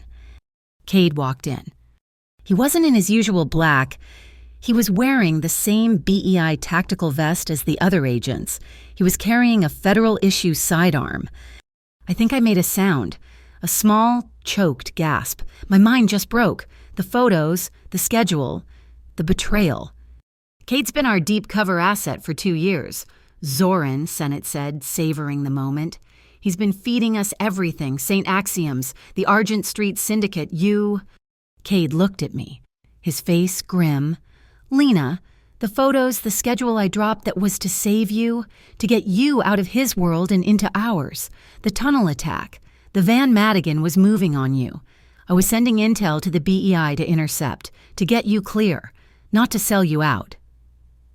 He was protecting you, Sennett said, from him. Zoran looked at Cade, not with anger, not with betrayal. He just looked at him with a profound, bone-deep sadness. You chose your side. Cade. Download at 70%. Orion's voice was a frantic whisper in my ear. Lena, we have a bigger problem. The casino floor. They're not BEI. Madigan's crew. They're here. They're storming the pit. As if on cue, the casino's main alarm system erupted. Not a fire alarm, a security breach, a loud, repetitive whoop, whoop, whoop. Senate's radio crackled to life. All teams. We have multiple armed hostiles on the casino floor. They've breached security. Deke Lomas is leading them. A three-way standoff, us, the BEI, in the vault, and Madigan's crew, out on the floor, now fighting the casino's private security. They were all here. They're locking us in, Dubois shrieked, pointing at the vault's blast door, which was slowly grinding shut. Senate was torn. Her primary target, Zoran, was here. But a full-blown firefight was erupting outside. Seal the door, she yelled at Dubois. This is a secure location. No, I shouted. If you seal it, we're trapped. They'll cut the air. In the chaos, Zoran was no longer the target. He was just another person in the room. He looked at me, then at the wall. I followed his gaze. A small red box, a fire alarm pull station. I didn't think, I ran. Lena, no, Senate yelled. I slammed my hand into the bar and pulled. The effect was instantaneous, a deafening clanging bell. And then, a hiss. The sprinklers. A deluge of cold, gray water rained down from the ceiling, the vault, the casino floor. Everything was instantly soaked. People screamed. The strobe lights of the fire system kicked in, turning the scene into a series of frantic, flashing photographs. And, as I'd hoped, the fire system overrode the security system. The mag-locked emergency exits all over the casino floor clicked open. The crowd, which had been a panicked mob, now had a path. They surged toward the exits. Download complete. Orion's voice was calm in my ear. We have it all. I'm dumping it to the BEI main server right now. It's done. Lena, get out. The vault door was open. We were in the middle of a war zone. Water. Smoke from a flashbang that had gone off near the slot machines, and screaming people. Move! Cade yelled, grabbing me. He shoved me toward the nearest exit. Senate was trying to drag one of her agents, a man whose leg was bent at an unnatural angle. He'd been hit by a stray shot from the casino floor. I can't move him. Zoran didn't say a word. He moved through the water, his tuxedo jacket gone. He hooked his arms under the injured agent, hoisted him over his shoulder in a fireman's carry, and started moving toward the exit, all in one fluid motion. Sene just stared, her gun hanging at her side, water dripping from her hair. The Mafia boss she'd spent 2 years trying to catch was saving her agent's life. Go! Lena, go! Cade yelled, pushing me from behind, covering our retreat. A shot rang out, impossibly close. It wasn't meant for me. It was aimed at Cade, Deke Lomas, standing on a gaming table, his face a mask of rage. Cade grunted, a sharp, punched-out sound. He stumbled, slamming into me. Cade. I saw the blood, a dark stain, spreading rapidly across his shoulder, mixing with the sprinkler water. He'd taken the bullet meant for me. Go! He roared, and shoved me hard into the flashing red light of the exit. We spilled out into the night. It was a sea of flashing red and blue lights. Ambulances, fire trucks, police cars. Zoran laid the injured BI agent gently on a gurney. Paramedics swarmed him. He turned to me. His tux was ruined. His white shirt was soaked and translucent, clinging to him. His hair was plastered to his skull. He was magnificent. He had just saved a federal agent. He had just participated in a firefight. He had just been unmasked. His life, the one he had built in the shadows, was over. He was exposed. Cade was sitting on the bumper of an ambulance, a paramedic cutting his vest off. He looked at Zoran, his expression a mixture of pain and apology. Aria Sene walked toward us. She was soaked, shaking, and her face was a war of emotions. Her plan had worked, but it had failed. She had her man, but he was also the hero. Zoran looked at me. His eyes were dark, and for the first time, I saw an exhaustion in them that went all the way to his soul. He gently took my arm and sat me down on the dry end of the ambulance bumper, a silent, final act of protection. Stay here. He turned to face Arya Sennett, and, as the chaos swirled around them, he slowly, deliberately, held out his wrists. Keep her safe, he said, his voice just for Sennett. I'll take my turn. Sennett stared at his wrists, then at his face. She took a breath, her resolve hardening. This was the end game. She pulled out her handcuffs. I saw the metal. I surged forward, grabbing his hand just before the cuff clicked shut, my fingers locked with his. Don't disappear, I whispered, the words a desperate, breaking plea. Soren, don't... He didn't look at Sennett. He didn't look at Cade. He looked at me. He held my gaze, his fingers squeezing mine for one brief second. He didn't say a word. And then the metal clicked. They led him away. The New Harbor Detention Center was a gray, concrete monolith that seemed to suck all the color from the sky. I sat in a small, sterile interrogation room, the kind with a two-way mirror I was sure someone was behind. Agent Sennett sat across from me. She looked exhausted, her professional anger from the casino replaced by a weary frustration. He's not talking, she said, rubbing her temples. He hasn't said one word since you let go of his hand, just sits in his cell, stares at the wall. So, what you're charging him? With what? Sennett shot back, her voice sharp. Illegal possession of a firearm? I have an agent who'll testify Zoran saved his life, resisting arrest. He walked right up to me and held out his wrists. His lawyers are from Godspeed and Wayne.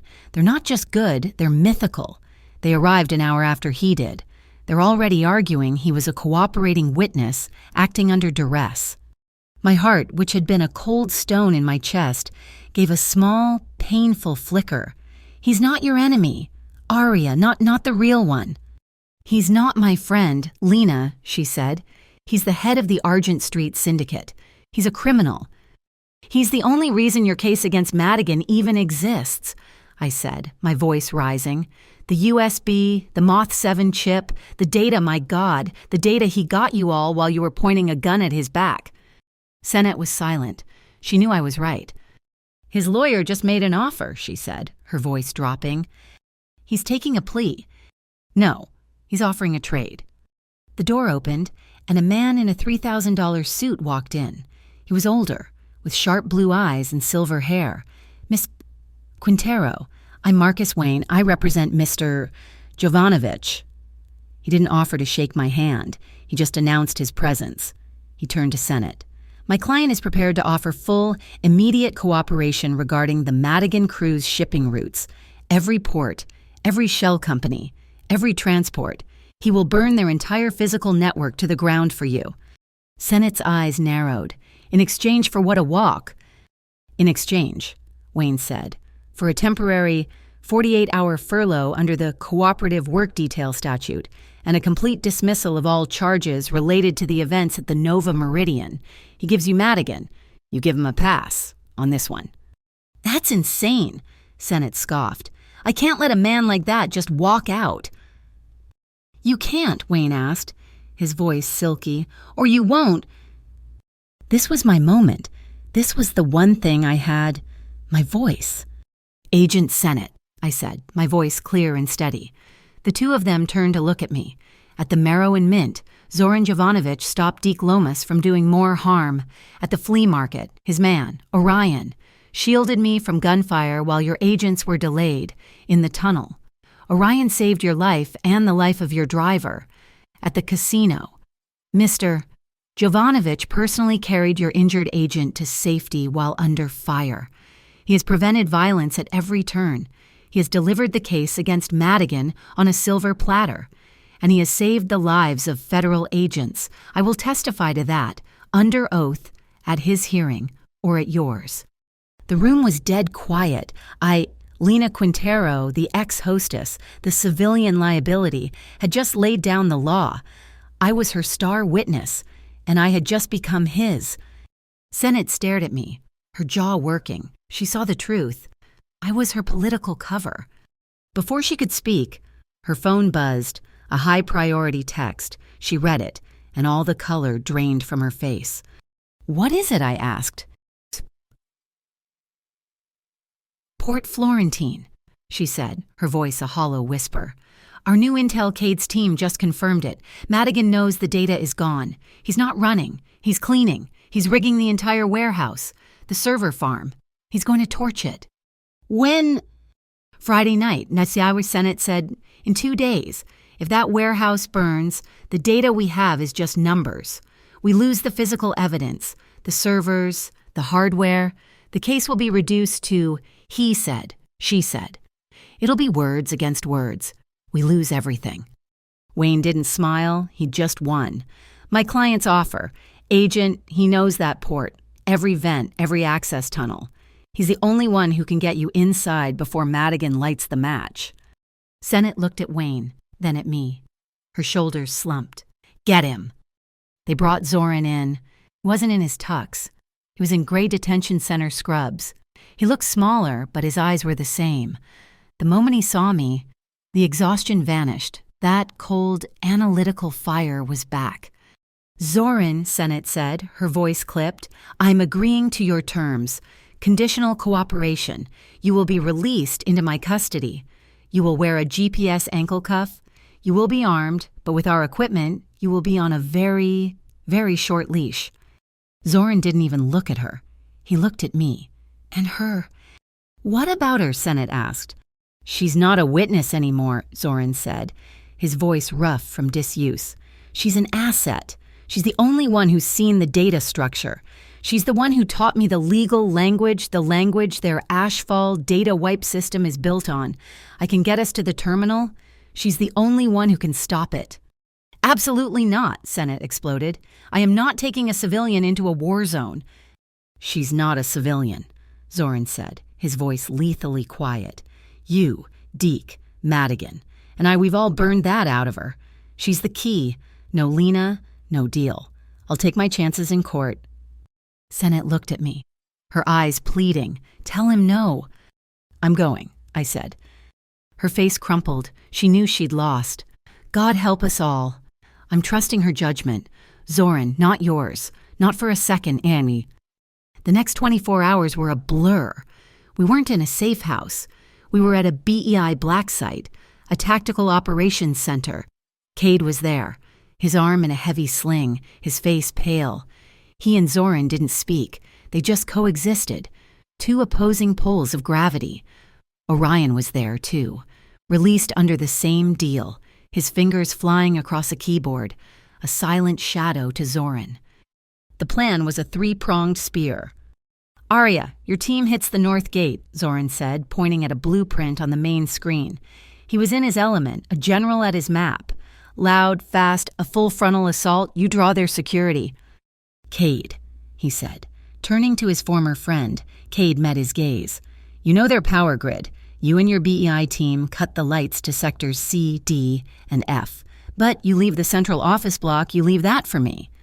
"And us?" I asked. Zoran pulled up a smaller schematic, a ventilation duct.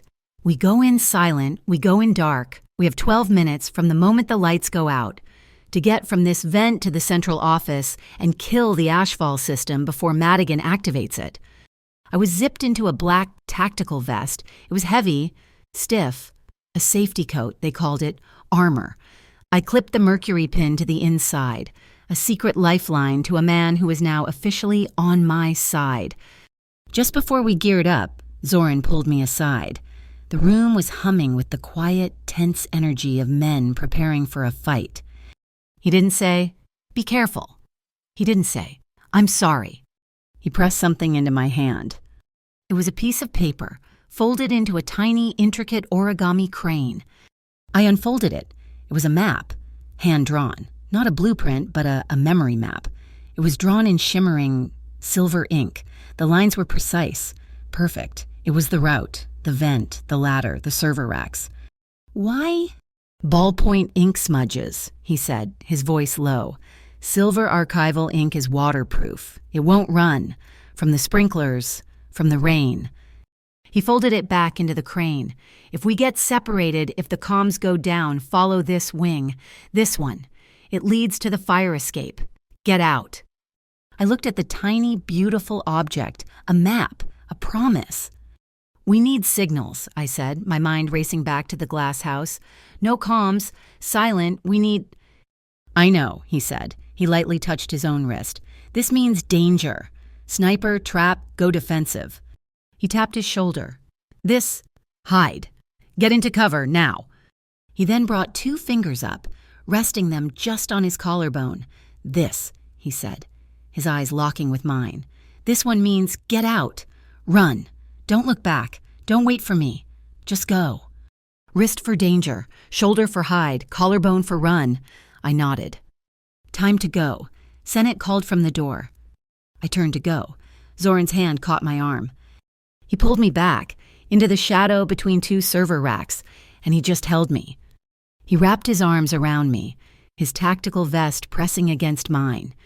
He buried his face in my hair for just a second.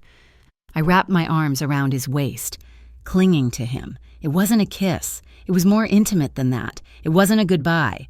It was a promise. I will find you. I will not let you drop. We will survive this. I could feel his heart, thump, thump, thump, steady as the earth. He let me go. His face was a mask again. We walked out to the transport. Arya Sennett was at the comms station, her face illuminated by the green glow of the screens. She looked at us, at Zoran and me, 2 broken pieces from 2 different worlds, now a single weapon. She keyed her mic, her voice going out to all teams. All stations, this is command. We are green to go. Tonight we either break this goddamn cycle, or it swallows every last one of us. Port Florentine was not a port. It was a nation of steel. It was lit up like a maximum security prison, casting a sick yellow glow against the low clouds. The massive container cranes were silhouetted against the sky, unmoving like the fossilized ribs of giant, prehistoric beasts. The wind was a living thing, ripping in off the Pacific. It was cold, sharp, and carried the smell of salt and diesel fuel. Cade, now. Zoran's voice was flat in my earpiece.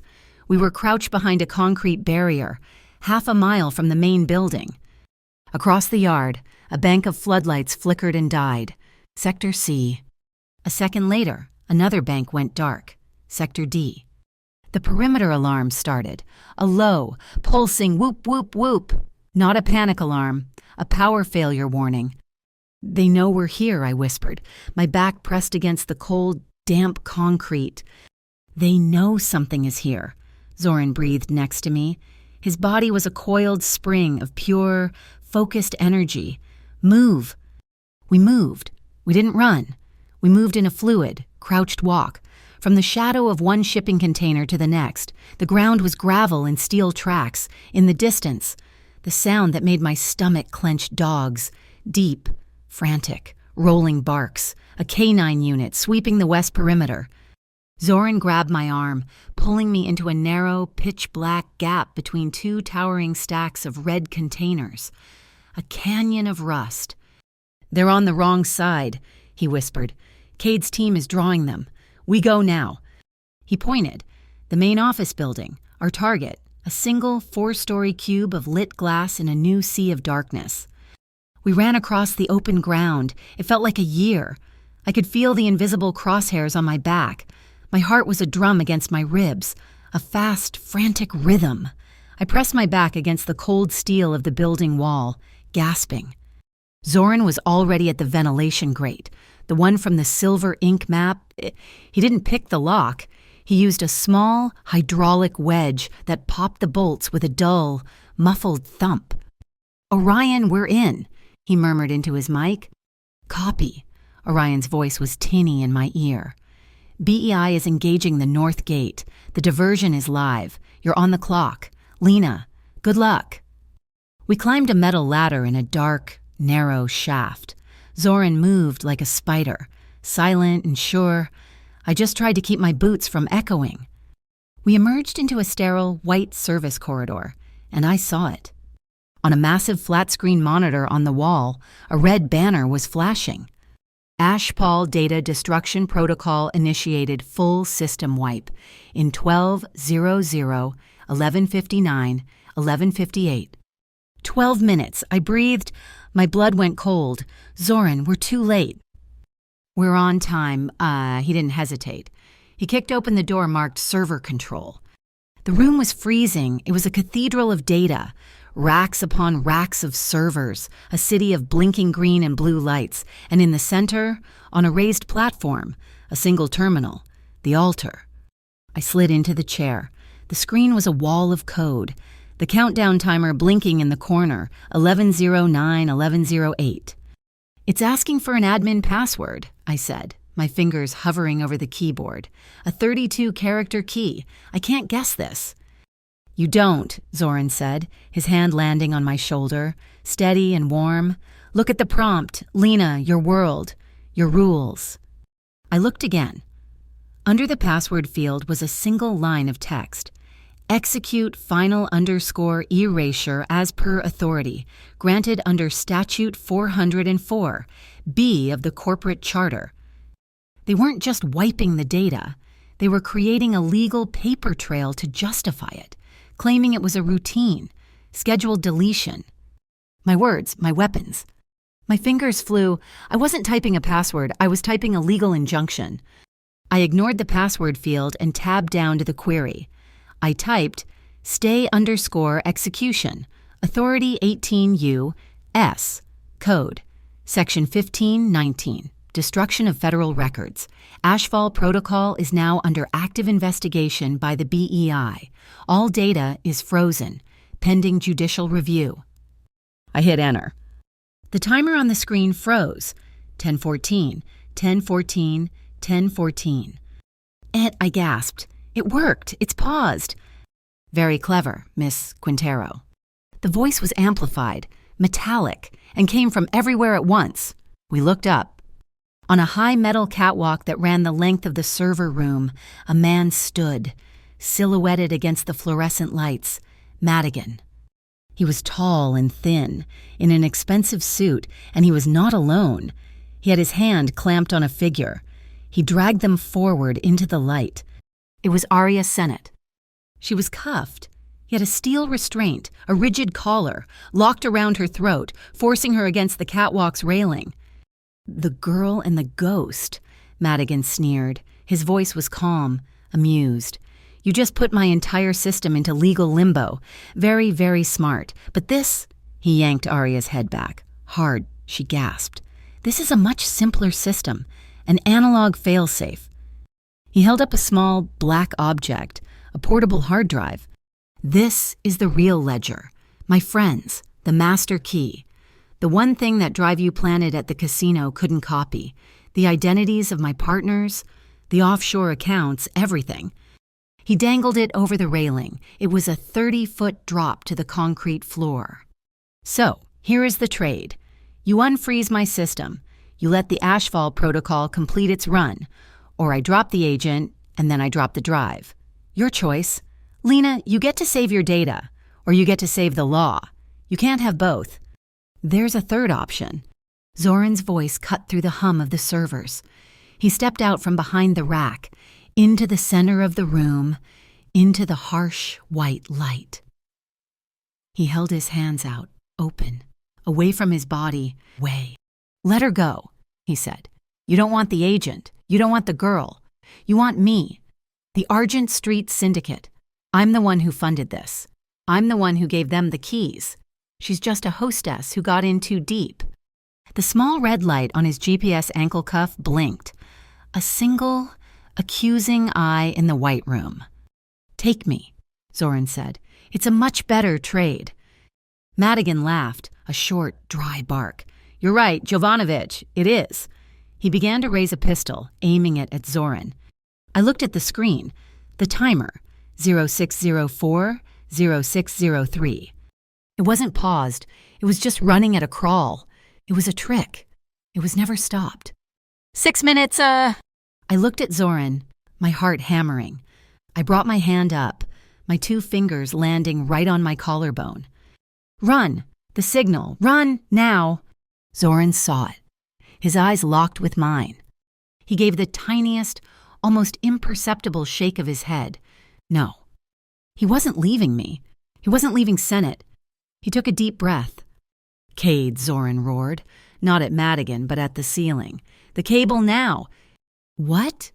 A sound from outside, a sharp, deafening crack, like a giant whip, a metallic scream.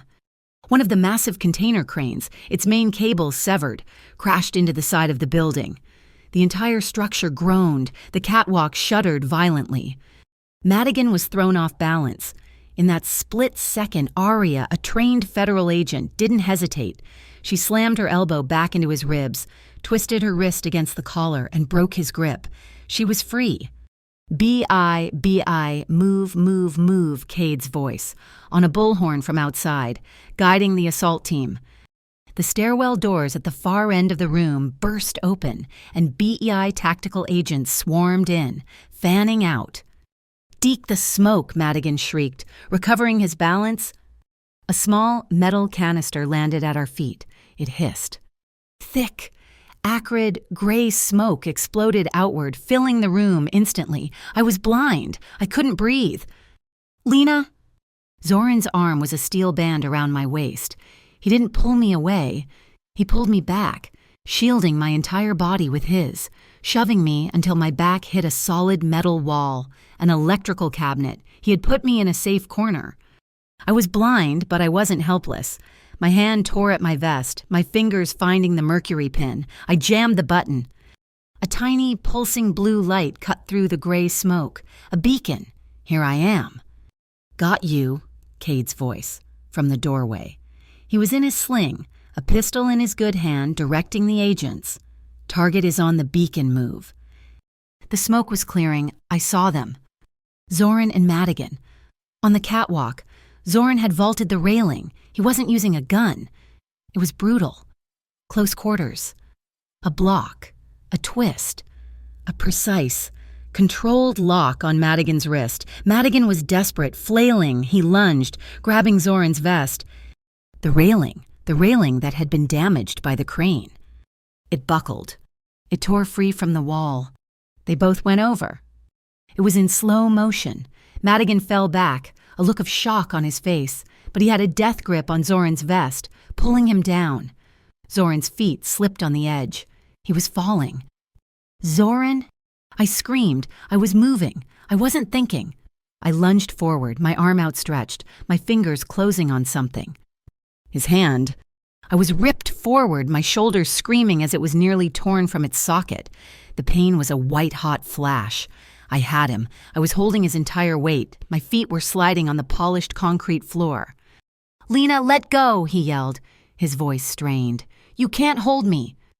"I won't let you drop," I screamed. The words torn from my throat. The veins on my arm were standing out, my knuckles white.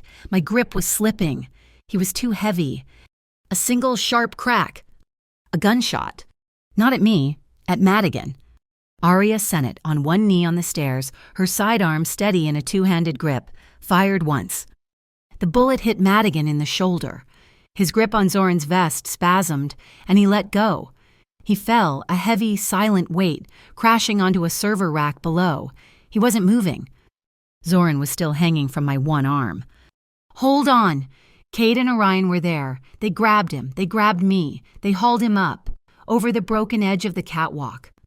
I collapsed, my arm a numb, useless thing. "Lena, the screen!" Zoran yelled, scrambling to his feet. I looked. The timer. The firefight had reactivated the system. Ashpal protocol resumed. Wipe in 0030, 0029. I couldn't get up. My arm. Zoran was at the terminal. He wasn't a lawyer. He wasn't a typist. 0027.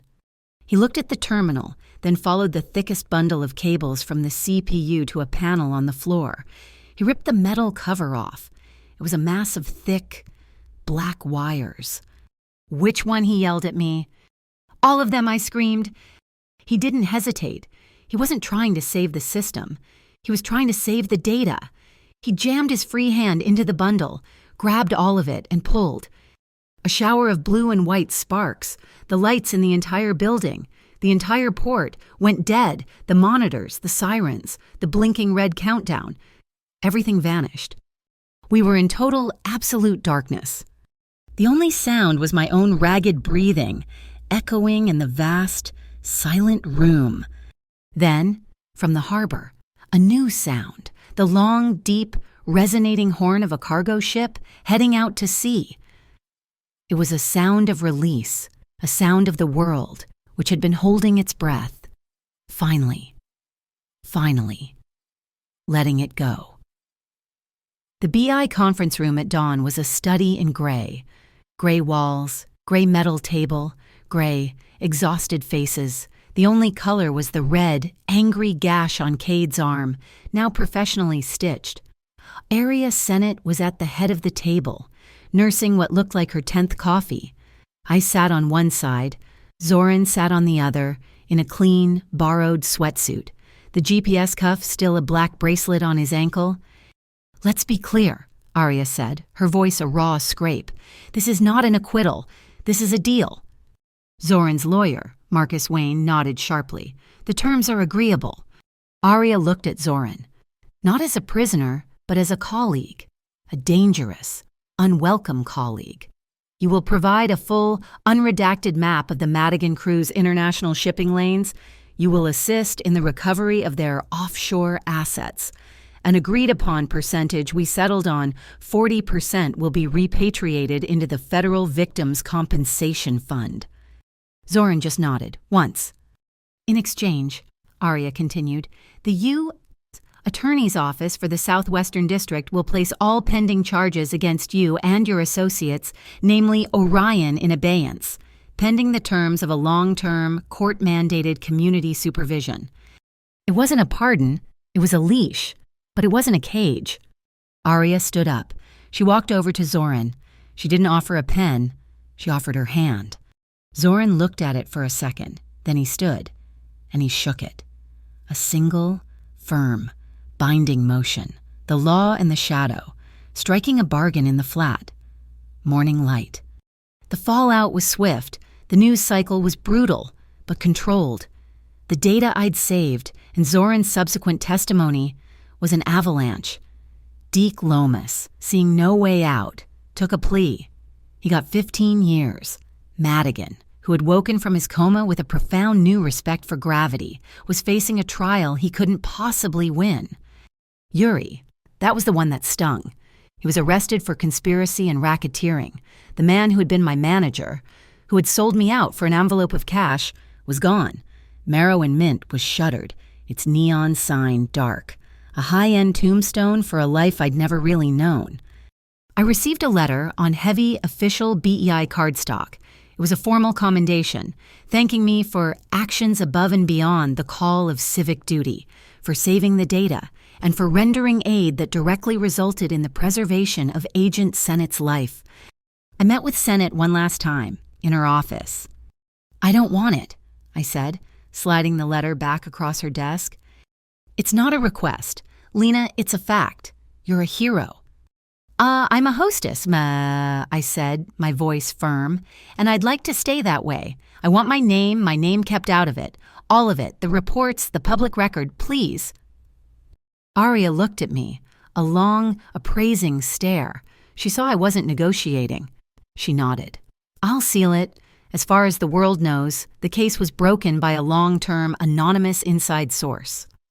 "Thank you." Zoran had his own housekeeping to do.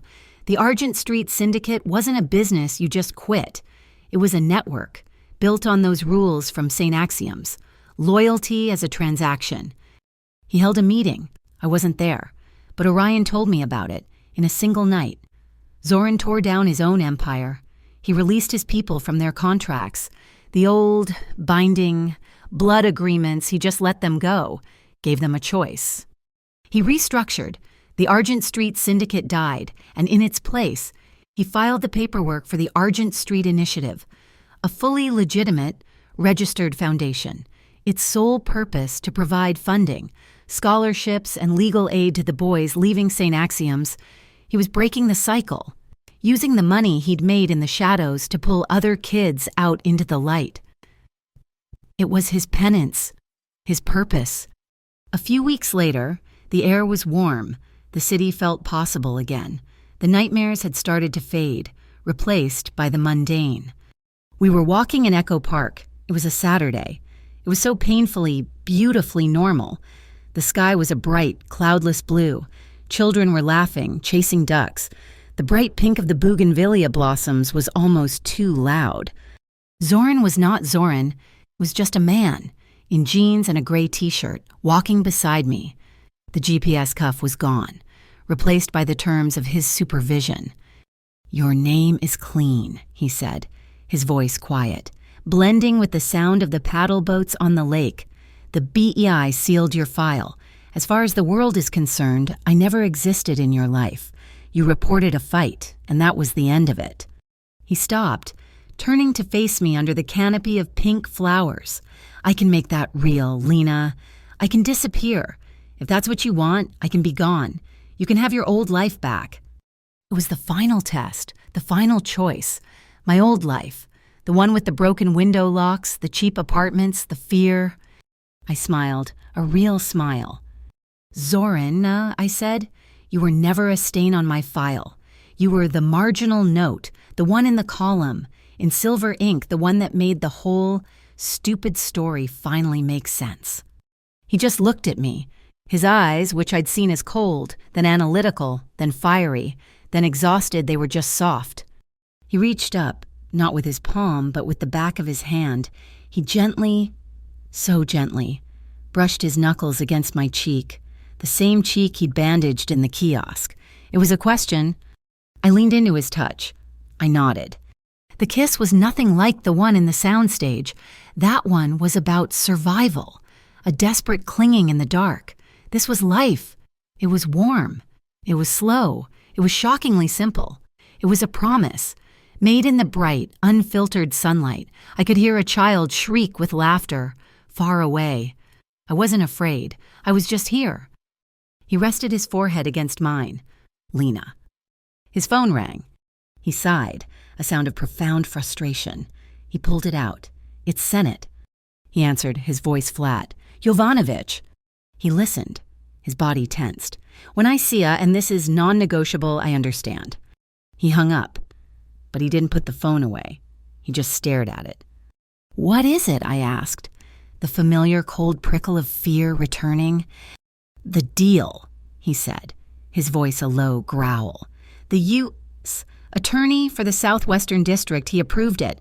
He signed off on everything, but he added a condition, a last-minute clause." "What condition?" Zoran finally looked at me, his eyes dark. "My supervision, it's not just checking in with a parole officer. For the next 18 months, I am to serve as an anonymous, off-the-books consultant to the BEI, to Aria Senate."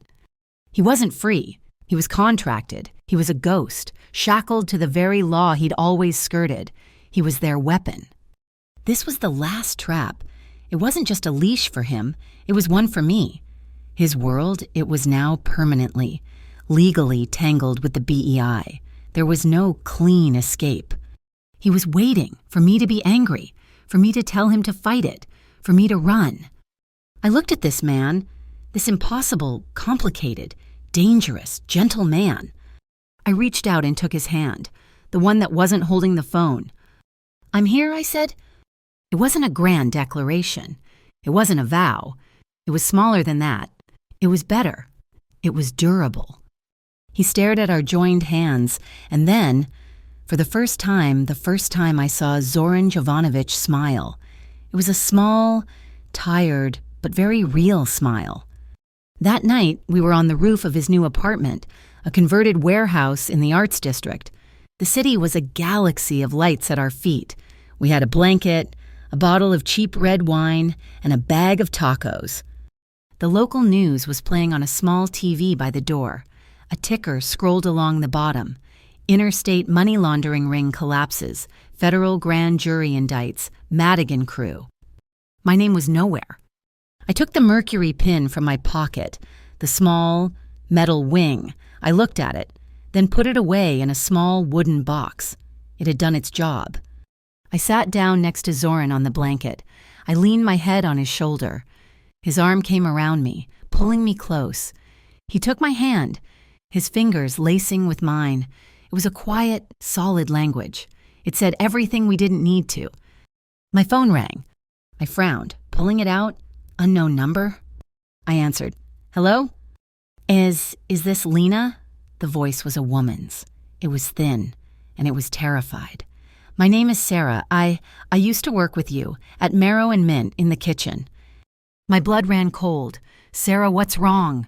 It's the new manager," she whispered, her voice breaking. "At the new place he opened. He's doing it again. The same thing. The envelopes. And he told me if I ever said anything, I didn't know who else to call.